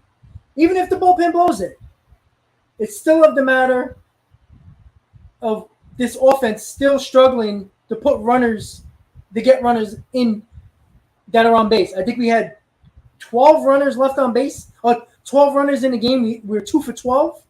That's not going to get it done. You can't keep a team like the Braves who can hit home runs left and right and get right back in this ball game, which they did. I think Diaz will pitch tonight. I know he had 7 pitches yesterday, if I'm not mistaken. I think he's available. You know, like I said, well, he better be available. He better be ready tonight because, you know what? I'd rather have him tonight and make sure we get this win and not have him tomorrow night. Put it that way. You know, we win tonight, tomorrow's a crapshoot, in my opinion. You know, if you got to go with, I don't know, Tommy Hunter and, you know, Lugo and Rodriguez, you do it. So, you know, Diaz got to come in tonight. Let him pitch tonight. He blows it, he blows it. I'd rather go out with the guys that we need to win this ball game with and not pitch them tomorrow. I'd rather have this first game than worry about tomorrow. But we'll see. We're going to the top of the 8th. Mets lead 2-1. Very, very tricky here. But the Mets, look, they got to score runs. It's just that simple. I'm sorry about game day, guys. It kind of blacked out on me. Just give me a second, see if I can get it back. So Luis Guillorme leading off. Top of the 8th, 2-1 Mets. 29 years old. Luis Guillorme will be the first man to face him. No, Chris Bassett pitches the last game of the series. Sorry, guys. I lost game day for a second. It kind of crapped out on me. Just give me a second. Let me just get it back. To make a roster move, figuring that nobody would claim him. Got claimed, and he's still pitching 13 years later. He's now something about a career. Oh, Guillorme hits a home run. Yeah. Yeah, Luis Guillorme with a solo home run, baby. That's what I'm talking about. That's the insurance run. Let's go. He hits a bomb to right field, baby. Let's go. The power bat of Luis Guillorme, baby. Let's go. Woohoo! 3-1 Mets. Talk about clutch. Let's go. That was a shot. Woo! He crushed that ball. Oh, let's go.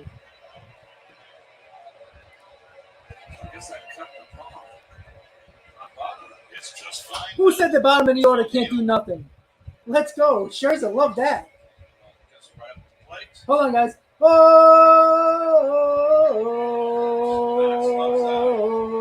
how about that? Yeah. Shut that crowd up real quick. Scherzer with the fist pump. Gotta love Scherzer, man. Let's go. Let's go. Let's add some more runs there. Well, here's that insurance run we needed. Got that 2-run lead back. I love it. Scherzer pump. Contributing in so many ways. Come on, JD. Today, Jeff McNeil away on paternity leave. I agree with Ken, 100%. A double, a homer, 2 RBIs. In a tight ball game, he's untightened it a bit. JD fouls back the fastball. You know, O'Day doesn't throw very hard. So this is a good pitching matchup. A good pitching matchup for JD Davis here to get ahead on the pitch here. This is what the Mets needed. They needed a strong pitching performance. How about this, Keith? For Luis Guillorme, that's his 4th career home run. 2 of them have come against Darren O'Day. Oh, Yep. wow. What are the odds of that? That's crazy. He likes him. He's only had 3 at-bats against him. And he has 2 home runs. And he's only hit 2 Luis home runs in Guillorme his career. beating up on O'Day. 2 home runs and 3 at-bats against Darren O'Day. Love it. And Dylan Lee held the fort nicely for 2 innings behind Max Fried, who was shaky today. Come on, Now JD. O'Day greeted rudely by Guillorme and now dealing with J.D. Davis. JD drops Ground it ball, down. right to third. Should be an out. And it is. Once again, guys, thank you guys for tuning in. We got 171 in the stream right now. Check in with the studio. Gary Apple, Todd Zeal. Thanks. Mets lead 3-1, top of the 8th. Scherzer, 7 innings, 1 run. Excellent performance. Don't forget to please hit on that like button if you just tuned in. Let's finish strong with the Mets, getting back that 2-run lead right after the Riley home run to make it a 1-run lead. Now it's back to a 2-run lead by Luis Guillorme, leadoff home run in the 8th. Travis Jankowski up for 1 out. Takes a strike. Not shifting against Jankowski, but he's got the speed to beat out the drag bunt. Yeah, and you got to respect his putting ability. Adam, what's up, buddy? Still back at first, but Riley at the edge of the grass at third. Jankowski's been hit by a pitch and walked tonight, otherwise 0 for 1. Davis is inside with the fastball. Max Fried went 5 along 2 runs, 5. Look, I don't think anybody would be mad if Escobar is on the bench and Guillorme's playing third base every day. He deserves to play every day right The now. Mets left 8 on base. Danny, what's up, buddy? LFGM. Fried's 5 innings, 9 overall tonight. Jankowski going for the home run swing there. Why not? O'Day only throws like an 87-mile-an-hour fastball. And it does look like Adam Ottavino is coming in for the 8th inning. Toucan, what's up, buddy? How you doing? Greetings. Billy, can't agree with you more. Any way to win this ball game today. Looks like he'll be on the bottom of the 8th. Jankowski fouling that ball low, staying alive.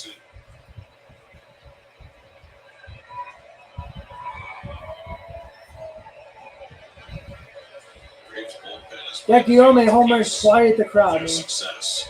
Danny, 100%. This is a statement game right here. With a depleted lineup, the Mets win this ball game, that's a big deal. I'll tell you that right now. It gives the Mets a hell of a lot of confidence. Ground ball is going to be a tough play, but Riley was playing in 2 outs. Exactly. The Bucks got to do everything you can to win this ball game. Whatever you got to do. William, let's go Mets. Once again, guys, you're just tuning in. Don't forget to please hit on that like button. Teddy, CJ Crone, Trey Mancini, Josh Bell, Nelson Cruz. At least 4 are available during the trade deadline. But we got options in the minors in Alvarez and Vientos. One of those guys should be up by now, in my opinion. Inebriated, we just got that insurance run. Got in that 2-run lead back. I'll take another one, though. See how much longer Jansen will be out, but in his absence, well, you know Cano's going to be a little bit motivated facing the Mets. With shoulder issues, Mets is such a huge piece for Brian Stemmer's. Yeah, I'm telling you guys, I think Diaz is available. Well, maybe. I don't know, because this is a spot usually for Lugo in the 8th. So Lugo might be closing the game tonight, guys, if Diaz is not available.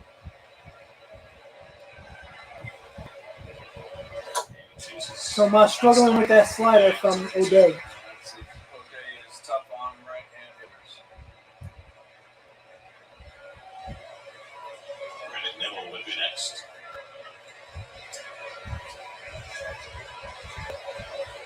This is just the fifth of 19 meetings between these two teams. They'll be very familiar in the last couple of months of the season. Lights off.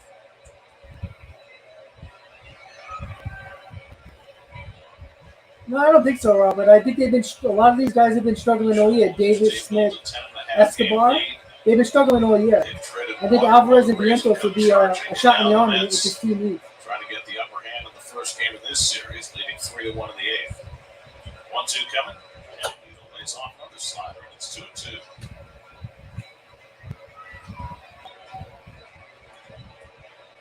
Yeah, 2K. Mancini is a really nice option.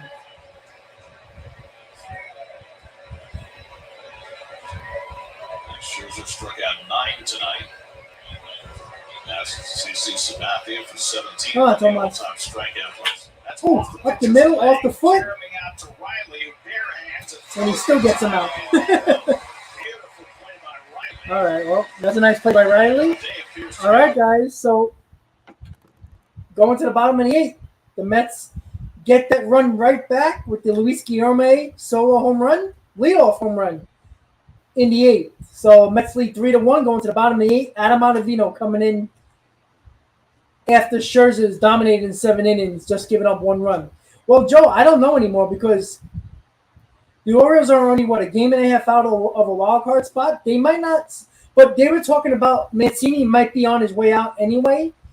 That's why I think they're still going to trade him, only because they can get something back for him. And, with an up-and-coming team like the Orioles will be, I don't know if they're going to, I don't think the Orioles are going to make a stupid decision. And what happens if, they won, 9 in a row?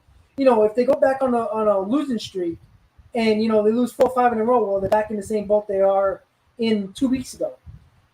It sucks for the Mets, because JD Martinez was the big option before the Red Sox started to play well. Now the Orioles are playing well. Josh Bell and CJ Cron might be the Mets' only option. So we'll see. But you know what? The most important thing at this moment at 9:47 at night on this, what's today? Monday night is the 8th inning with Adam Ottavino coming in with a 2-run lead. It's up to the bullpen now. Now, I don't know if Diaz is available. Usually the 8th inning is usually for Lugo. So there's a big possibility that Lugo might be closing tonight if Diaz is unavailable. I think Diaz is available today because I think I'd rather have him in this ball game. I'd rather go out with our big guns on the mound. If we lose the game, we lose the game. But at least Diaz is out there. I don't want to not lose this. I don't want to lose this game without having Diaz as the best arm available for the Mets. Yeah, the Brewers are going to make the playoffs, so Hader's not going to be a Met, unfortunately. Unless the Brewers fall off dramatically in the next week or two.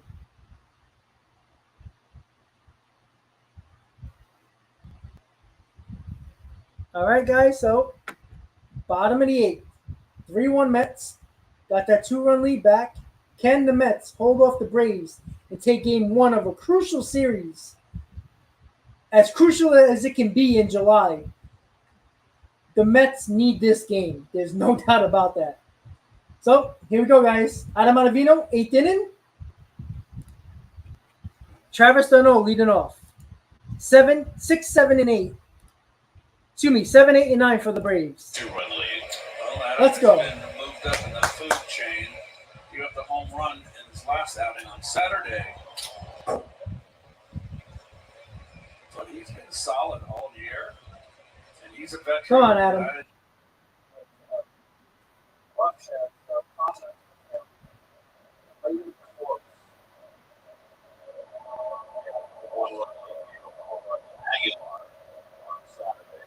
Oops, sorry about game day, guys.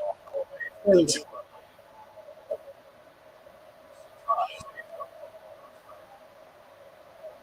Well, Ken, yes, he's the best closer in baseball, but didn't he pitch 3 days in a row? I don't know if he's available tonight.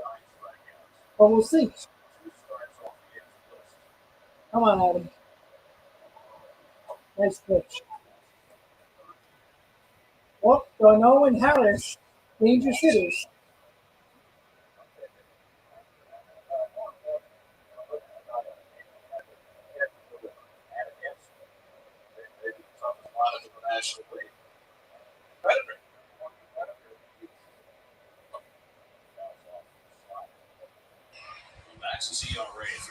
starts as a Met is down to 2.15. Joe, everybody gets me nervous in this bullpen. Mets can hang on to this for 6 more rounds. You know, Ottavino, if you don't have his slider going, he can hang those sliders. It was an open question before the game when we talked about Showalter. Come on, Adam. 1-2 coming to Darno. And that fastball just missed 2-2. That was a Diaz good threw pitch. Saturday and Sunday, but he didn't throw that many pitches in either game. He threw 11 on Saturday, and he threw 7 yesterday. So does that make him available a third straight day, or not? And if not, would it be Lugo, Smith, or somebody else in the ninth? Come on, Adam. 2-2 coming. Got him. Yeah, nice pitch. One out. Outside corner with the fastball. Nice Again, pitch. This time got the call, and Darno is caught looking for the first out of the 8th. Scherzer was nothing short of brilliant tonight. So there's a backup slider that got Swanson. There's an upstairs fastball that got Olsen. I believe that was a changeup that got Ozuna. There's a slider, a fastball, decent black, great pitch. Cutter got Olsen. Phillies are losing 6-1. So, top of the ninth. So, pretty good chance they're losing that game. So, the Mets can kill 2 birds with 1 stone and gain a game on the Braves and the Phillies. 9 strikeouts tonight, 79 strikeouts. Come on, Adam, let's go. 2 2/3 innings this year at age 37. He is just a phenomenon. Michael Harris up for the 3rd time. Hit the ball hard as last time up, lined out to Canna in left field.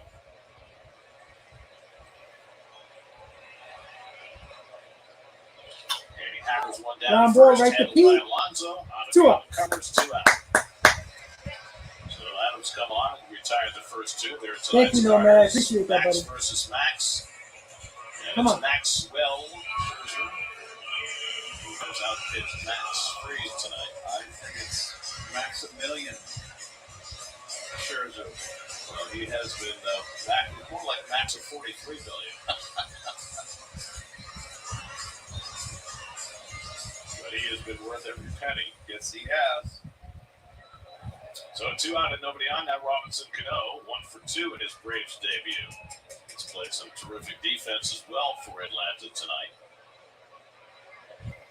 As they look for a stopgap until Ozzie Albies is ready to come back. Come on, Adam. Albies sitting out with a broken foot. And, of course, if they get out of this inning, getting Cano out would be the top of the order for whoever comes in to pitch tonight for the Mets. Cano had the only hit for the first 6 2/3 innings against Scherzer. Oh, that's good, tonight. Ruben. Come on. Nice That pitch. slider in for a strike. Minter and Stevens warming up for the Braves. Somebody's coming in Jackson tonight. Stevens both up for Atlanta. Probably Minter. Braves once again, like last year, 4 left-handed. Come on, Adam. Gotta get him out here.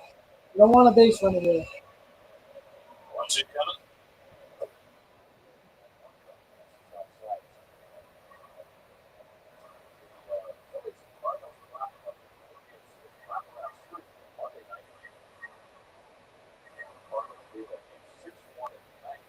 Yeah, Joe, I saw.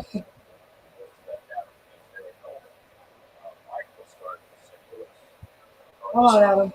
Don't make this interesting. Come on, don't walk this cookie guy.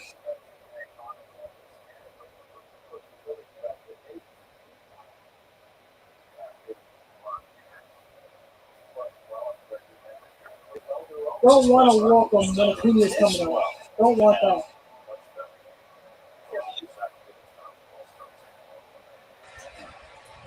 3-1 to Cano. And he hits one sharply up the middle, base hit. 2 for 3. Robinson Cano has half the hits for the Braves tonight in his Atlanta debut. The puck predicted it. He said he's going to have 3 hits tonight. No, He's you got got 2. Now you got. All right, now the tying run is coming to the plate with Acuna. Jesus. Cano is 2 for 3, and now Acuna comes up with the tying run. Oh, here we go.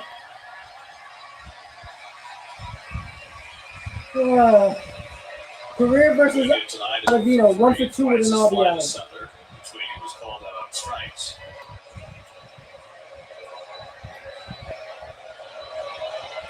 Come on, Adam. Let's put 3 on the left side against Acuna. Leave the right side open with Alonso holding it first against Cano.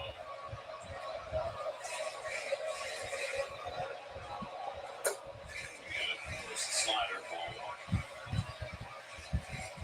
ball. I know when you did. I know. Acuna 1 for 2 in his career against Ottavino.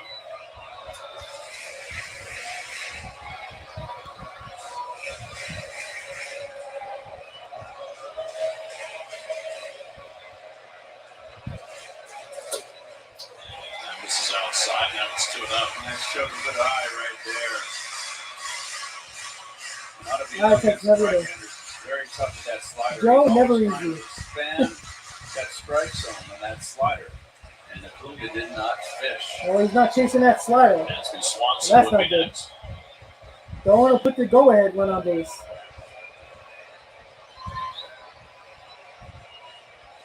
Acuna lashes that fastball. Well, he challenged him with that fastball.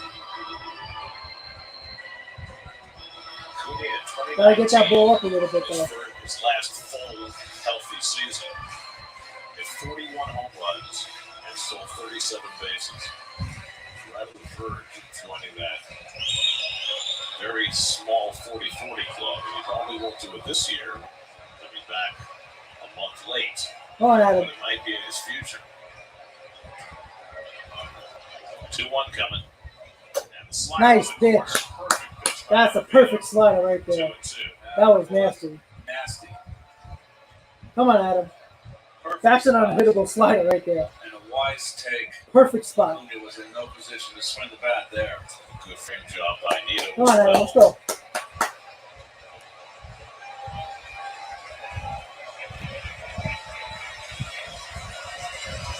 Slip his long fastball away, Jerry. 2-2 coming. And he fouled it back. Try to blow that fastball.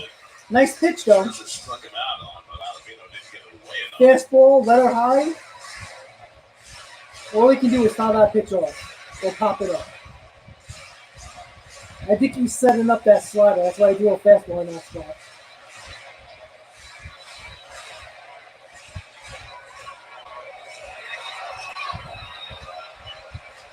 All right, see if we get that slider on the outside corner there. Again, the 2-2 to Acuna. And he hits it hard. Oh, Ah. dive against the bar in left field. Cano will go to third. They'll stop there. Win. Oh, he threw him the slider. He was ready for it.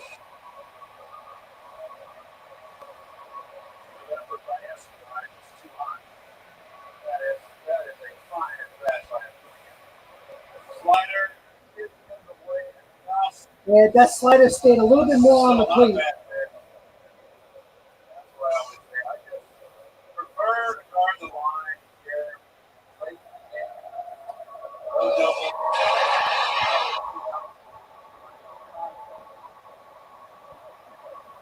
Oh, Swanson up.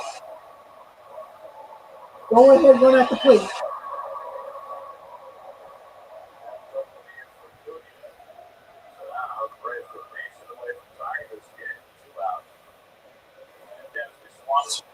Swanson barely pushed the home runs last time on the on the fence. This is how these games are going to be between these two teams.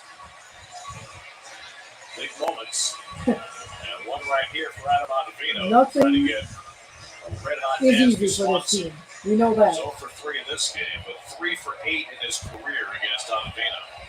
Let's put the shift on Well, against honestly, guys, I don't Swanson. think Diaz is available. I think he would have been in the spot, Acuna at honestly. second with 2 down. All right, come on, Adam. Get it done. And Swanson bounces Ground ball. slowly. Lindor will field it. The quick Got him. in time Yes. against Swanson. Slider retired. Jesus. First pitch Thank you. swinging, First pitch Swanson swinging. I'll take that any day of the week. All right, guys. So the Mets get out of that. Braves threatened with 2 men on in scoring position, tying run at second. But first pitch swinging, Swanson, ground ball to Lindor for the third out. Whew. Sigh of relief. Whew. All right. Jesus Christ. Can we have an easy game, please? My God. It's only July. This is why I have no hair. It's going, guys. It's going. 7 pitches yesterday, 11 pitches on Saturday.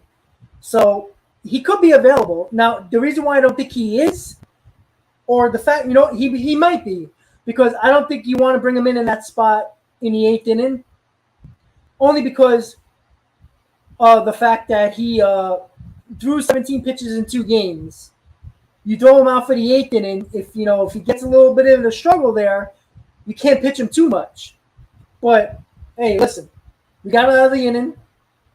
Again, we got Smith, we got Lugo, we got Diaz. Somebody's coming in the 9th inning. I wouldn't say I'm growing my hair. I'm trying to hang on to my hair. I mean, the top is going. But you know what? I always said it. My dad lost his hair around like 22, 23 years old. I'm in my 30s. I have my hair long enough. I already beat my dad. I'm happy. So I'm good. But, instead of me, and the bigger issue is going to the top of the 9th. Adam got out of trouble there, kept that 2-run lead. At the very least, we're going to the bottom of the 9th with a 2-run lead. Nah, I'm hanging on. I can still get a 1.5 trim, and I can still look I have some hair left. I'm gonna keep that until it's gone. I'm telling you. I mean, the top of the head's going. I already know that. But if it gives me a couple more years, I'll take it. My hair is like the Mets bullpen, hanging on by a thread. Yeah, honestly, I think Lugo is going to be the one that's closing the game tonight. But we'll see. We'll see what happens. Oh, no, Diaz is warming up. So Diaz is coming in. Basically, Buck wants to win this ball game. You win this ball game tomorrow, you see what happens. Here we go, guys. Top of the 9th, top of the order for the Mets. 3-1 Mets. Stevens in the pitch for the Braves. Stevens is pitching for the Mets. The Braves, excuse me. Stevens is a big horse out there. 21st game. Diaz is warming up. Sparkling earned run average, 9 walks in 27 2/3. Come on, Brandon. 1 for 3, a double and a walk. One more run would be nice. Fastball, and it's snuck into 2. Nimmo, Lindor, and Alonso looking for some insurance after the Mets. Yeah, you got Olsen and then Riley. So definitely guys that can make it interesting. With his 7 brilliant innings. I would take one more run. I would be so happy with one more run. Nimmo 1-2. Jackson Stevens first came up with the Cincinnati Reds. Then he pitched in the Mexican League Exactly. last year. And not even that. It's just that if you win the first game, the second game is kind of like a crapshoot. Because you don't got your big arms in your bullpen. And you just see what happens in game 2 with Peterson on the mound.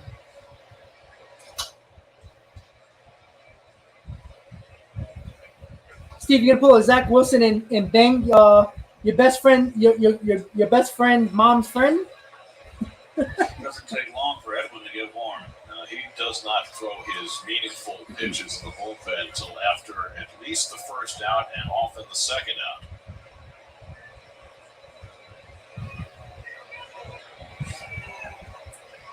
Come on, Brandon. Get on. Ball 2. It's 2-2. Wednesday is a day game, yes. I'll definitely be doing a live stream of that game. Hopefully tomorrow night I can, but no guarantee. Not going to use him a lot of the night. Yep. And that way you save him for the next day. So he does not like to throw a lot of warm-up pitches until he knows for sure that he's going to be needed. All right, ball 3, full count in the mouth. 3-2. Listen, how nice would it be if the Mets score like 3 or 4 runs here, and then you don't have to use Diaz and you'll have him for tomorrow. That's a dream. That's fantasy right there. But if that can happen, that'd be great. There you go, Steve. All right, Nimmo fighting that ball off. He's got 2 good innings of relief from Dylan Lee, and then 1 inning from Darren O'Day that featured the York home run. Well, that's the rule, Hammer. What can you do?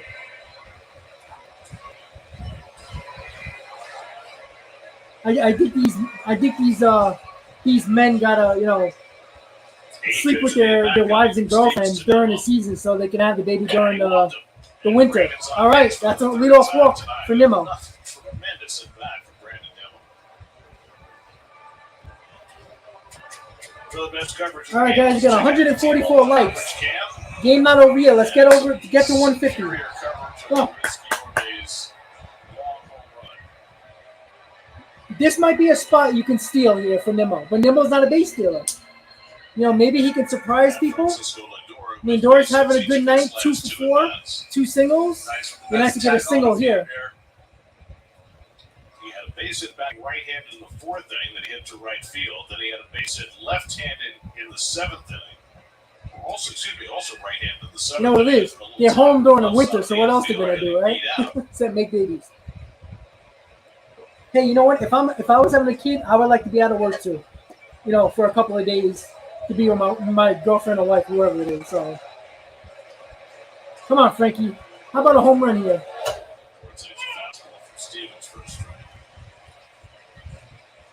Hey, Adam, I'll take an infield single. That means first and second, nobody out.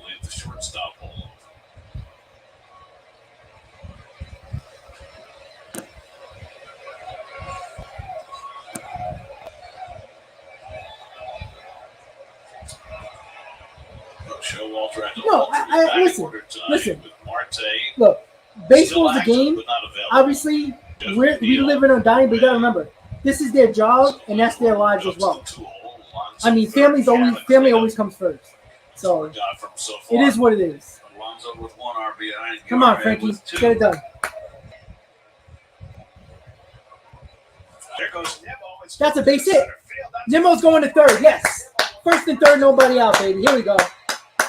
That's what I'm talking about. Wide turn, there's nobody covering first base, and they finally get the ball back in. All right. And he's forced to retreat. Here we go. First and third, nobody out for Pete Alonso.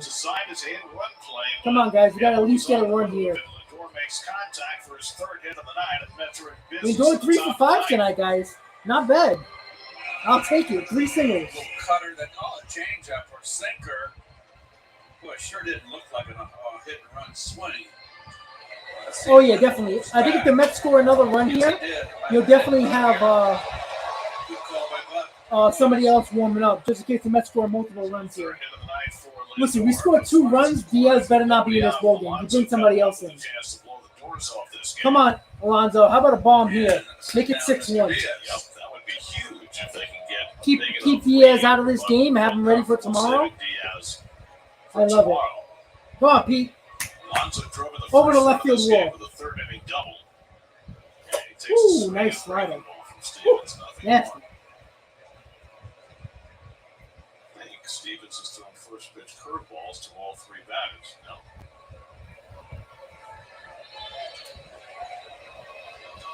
I would even go more crazy than that.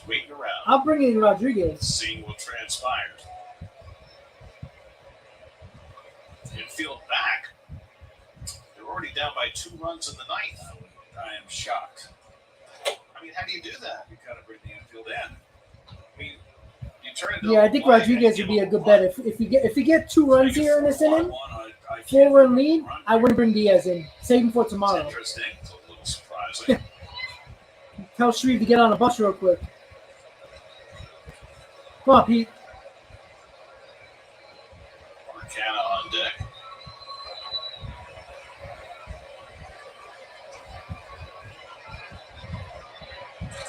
Ball 2. There you go. Running in. 2 balls and a strike. Pete into a double play his last time up. And the Mets, honestly, right now, would take that result. Absolutely.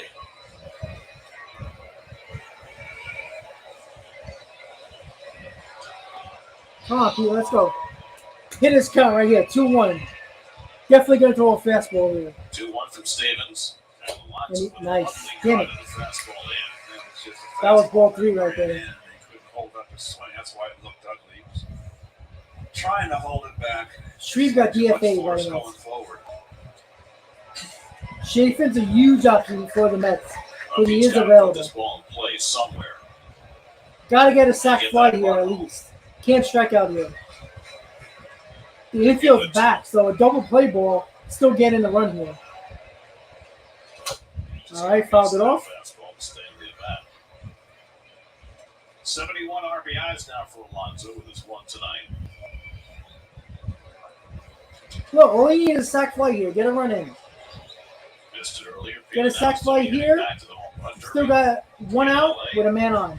Dave Joust throwing to him again.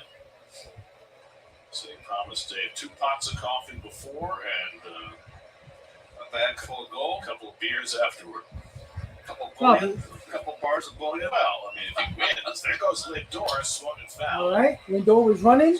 Alonso fouls it off. 2-2 pitch. So I think you get $1 million if he wins. Right. So Dave would get a significant cut, as I'm sure he did the last time when he pitched to Pete in the home run derby. And if Pete doesn't win, I'm sure he'll get a significant payment. Well, Stipend. the nice thing now for Pete is that if he wins the home run derby, it won't be more than his whole year's salary, right? Which it was the first 2 times. Now he's making a few more dollars. Come on, Pete, let's go. Now he's just doing it for Gotta the put the board. ball in play here. Who loves the home run derby? Ground ball. Oh, all right. Only got one play at second. Gotta run in. Productive at bat. 4-1 Mets. There you go. Gotta put the ball in play. You see? Things happen. Couldn't get the double play. Ball was hit too soft. 1 on, 1 out. 4-1 Mets. Good job. I'll take that. Nonetheless, second RBI tonight for Alonso. It's 72nd of the year now. Ciarte will run for Alonso at first base. Well, it's still a free situation. So Ian Ciarte is running for Pete Alonso. Alonso's coming out of the game. Smith is going to play first base. So the former president Ciarte back to his own box.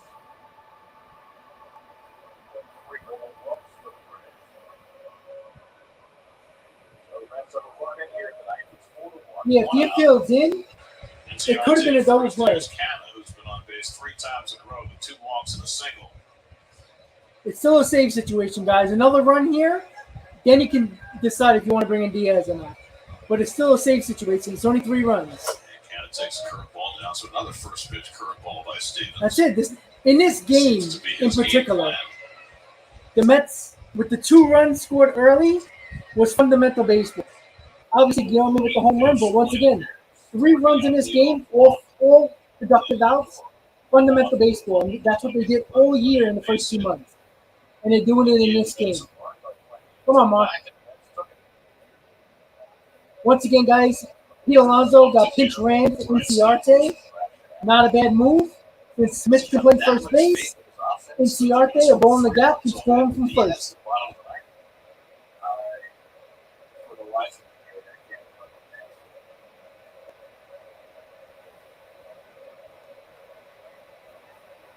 Come on, Mark. That's good.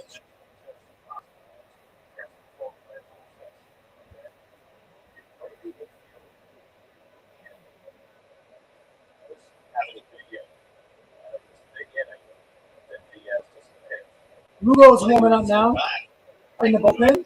So Mets score another run here. Lugo's going to come in. Diaz still pitches, so it's about making the Mets burn Diaz. Shreve got DFA'd. Now, with the 3-run lead, you may not have to bring him in. No, he'll come in, right? With a 3-run lead. Get swing and miss. Too. Now, Lugo is up alongside Diaz, but if it's still 3 runs, I think Diaz still pitches. It's a save opportunity. I still like my chances with I agree, John. anybody out there. Mets don't score another run, go to Diaz. You don't want to make no doubt in this ballgame. We lose. We don't have him tomorrow. We don't have him tomorrow. We still have Smith, Rodriguez, Lugo, and Holden. We'll be okay. They're wounded truth right now. Come on, Mark. I would say Good eye. Diaz is available, which clearly he is, and it's a save opportunity. You have to use Diaz. Agreed, and he's not going to be there for tomorrow. But I think it's just important on the road, 3-game series here against your rival. You got to take the first game. you've got to put it in the bag or in the books. That's how we says. Especially to take advantage of what Scherzer gave you tonight. He was magnificent.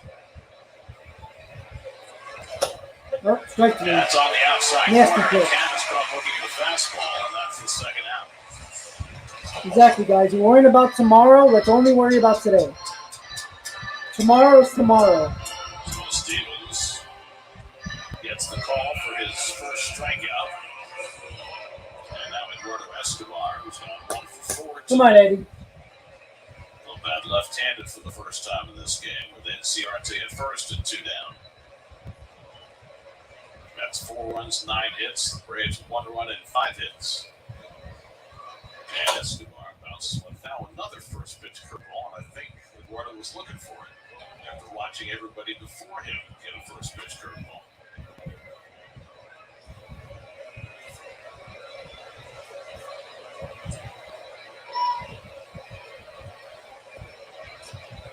Showalter doing a little debriefing with Canna. Full shift on against Escobar with the triangle. Playing well out into the outfield. There goes Inciarte, and it's both foul. Try to hit one there. Inciarte was on the move. That ball was fair. Inciarte scores easily. Escobar yanked it foul. It's Damn. 0-2. Mets playing very aggressive on the bases. Something they don't steal a lot of bases. I wonder whether they have some kind of report on Stevens that you can run on him. They hit and ran a run with Lindor. Lindor tried to steal a base, and now NCRT. I mean, this is something we haven't seen. It's unusual. Let's go. Put the pedal to the metal. And Escobar fouls it off. Strike 3. And the inning is over. The Mets get an extra run. Inebriated, Jason Shreve. So Diaz is coming in for the save situation. 4-1 Mets. 3-run lead. The extra insurance run is gladly accepted and gladly needed. I take a 3-run lead right here. Again, Diaz is coming in for the save. I don't care what anybody says. If Diaz finds a way to blow up and loses the game, you have to put Diaz in this situation. You got to win game 1. Do everything you can to win game 1. So once again, guys, Mets lead 4-1. Going to the bottom of the 9th. The Braves will have Olsen, Riley, Ozuna. So 3, 4, 5 in a lineup. So it's not going to be easy. But Diaz has been so good this year. There is, by the way, guys, I can't play the music, the sound in the trumpets because I got copyrighted the other day. So, so no more music. So you can always, play the trumpets in your head. Yeah, Ruben, but he pitched 11 pitches on Saturday also. So, again, he's fine. But once again, no matter what happens here, it's a no-brainer. You got to put Diaz in the ball game. Game 1 is always important in a series.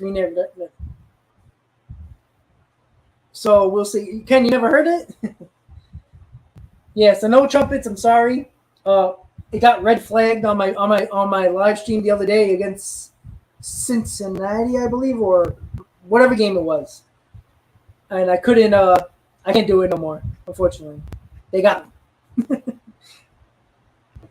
So waiting for the 9th inning to start. Diaz is coming in. The Mets got a 3-run lead, 4-1. You got Olsen, Riley, and Ozuna, 3, 4, 5 in the lineup. So.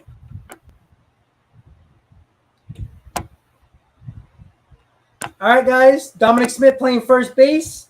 Inciarte playing left field, maybe. Diaz is on the mound. Here we go, guys. Bottom of the 9th, 4-1 Mets. As you can see on the season, by his 19th save, he has been phenomenal. Look at the earned run average. He has been lights out. Angel, David Peterson. Innings pitched. Come on, Edwin. Otherworldly. He has struck out more than half the batters he's faced. All right. Come on. It is. We'll get 3, 4, and 5. Yeah, no, man. I didn't think it was going to do it or going to get copyrighted, honestly, but it did. Now I know. All right, come on, Edwin. Let's go. Can't put nobody on here. Diaz will be going to the All-Star game. One of 4 Mets named to the team, along with McNeil, Alonso, and Marte. 98-mile-an-hour fastball foul back in his 1-1. And well-deserved for Edwin. Yes, he talked about it yesterday. He said, Ken, it's always nailed by in time with the Mets. The Mets was not good. And I really Roof, feel how you doing, bud? I have grown into this. Come on, Edwin. Nice pitch. Woo, nasty slider. That was a hard slider at 91.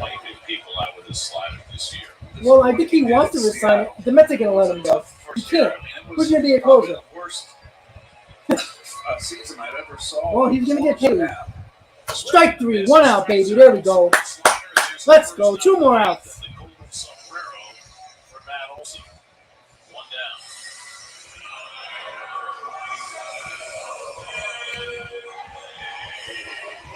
Chasing that, they found his weak spot upstairs and then a cutter down and in. It's obvious. The Braves can't hit sliders. But Edwin Peterson better realize that tomorrow as well. Closers in the game. Peterson got us a nasty slider and Bassett as well. All right, so now you got to just challenge Riley here. Challenge him. He hits a home run. It's only 4-2. 15 home runs allowed in 58 innings. It was golden sombrero for Olsen. It was a Murphy's Law Come year. on, Every mistake he made. There we go. 0-2 already. Challenging him. Let's go. It was. I felt for him that year, but he came back and had himself a slow start. I remember that he got together, and ever since he's just becoming more and more comfortable. And this is who he is. He's an all-star pitcher. 0-2 pitch to Riley. Riley pulls one down the line. Foul ball. Woof. That would have sucked an 0-2 pitch that he hit for a base hit. Left that slider way too much over the plate on that one. That often works for Diaz. Riley's the only guy who might be able to get a hit on that. If I'm coming inside to Riley, I'm coming in off the plate just to show him. Riley's home run accounting for the only run for the Braves tonight is 24th of the year. That came in the 7th against Scherzer. 0-2 coming. Strike 3, baby. 2 outs. Let's go. Once again on the slider with the strikeouts. 2 down. Let's go. Nasty. Well, that's pretty wicked. After the fastball, well, actually the hanger in. He'd make sure he didn't hang that one. He now has 72 strikeouts in 36 innings. Exactly 2 strikeouts every inning. 2 outs. Bottom of the ninth. Marcell Ozuna up. 4-1 Mets. Diaz on the mound to get his 19th save of the season. And he fouls off the first pitch fastball, 0-1. Come on. I mean, he's got a great slider, Gary, but also he's got a tremendous fastball. His fastball is electric. Only 2 RBIs, a big solo home run is second. Gave the Mets a 3-1 lead. Strike 2, 1 more, baby. Let's go. Now an 0-2 hole. Edwin just strolling on that mound. No, he's got it. He's feeling it, guys. Here those Mets fans. 0-2 from Diaz. Yeah! Woo! Struck out the side. Let's go. Put it in the books. Let's go. Let's go. Put it in the books. What a game by the Mets. You couldn't have a more perfect game for the Mets. Mets win 4-1 in game 1 of the series. Dominant. 100% dominant. Scherzer 7 innings. Ottavino did the job. And then Diaz struck out the side in the ninth to get the 19th save of the season. Mets win 4-1. Put in the books. Mets take game 1. That's what we needed. Without Marte, without McNeil, the Mets found a way to scratch 4 runs off of Max Fried and company. Excellent performance. Couldn't have more of a perfect game, except for the Mets having a couple of more runs that they should have scored. but it doesn't matter. Mets gain a game on the Braves, gain a game on the Phillies. They're now 8 games in front of the Phillies, 2.5 in front of the Braves. Perfect performance by Max Scherzer. And guess what, guys? And this is what I talked about in the pregame. Braves fans were non-existent in this stream today. You know why? Because they didn't do nothing the whole game. And I was shocked I didn't see him when Riley hit the home run. But this is what I talk about, guys. They trolled on Mets Twitter all week heading up to the series. They come on my channel and they troll us. But as soon as their team is not playing well and not winning, they don't show up. So, guys, if I'm streaming tomorrow, this is what you guys got to do if you're here with me. Any Brave fan comes on, we get on them 100%. Once again, guys, Mets win 4-1, game 1 of the series. 2.5 game lead in the division. No matter what happens the rest of the series, the Mets are guaranteed to leave Atlanta at least a half a game up in the division. Can't ask for anything else, guys. Tomorrow is a crapshoot. David Peterson on the mound. Diaz probably won't be available, but let's see what the Mets can do. Once again, guys, Mets win 4-1, 2.5 games up on the Braves. Everybody have a great night. I will let you guys tomorrow know in the morning around midday on the community page on my channel if I'm going to stream tomorrow night's game. If I do, we will show the Braves fans who show up tomorrow who is boss. All right, guys? Once again, have a good night. Great game from Scherzer. Diaz closed it out. 4-1 Mets. Have a good night, everybody. As always, Met fans, let's go Mets. See you next time. Let's go.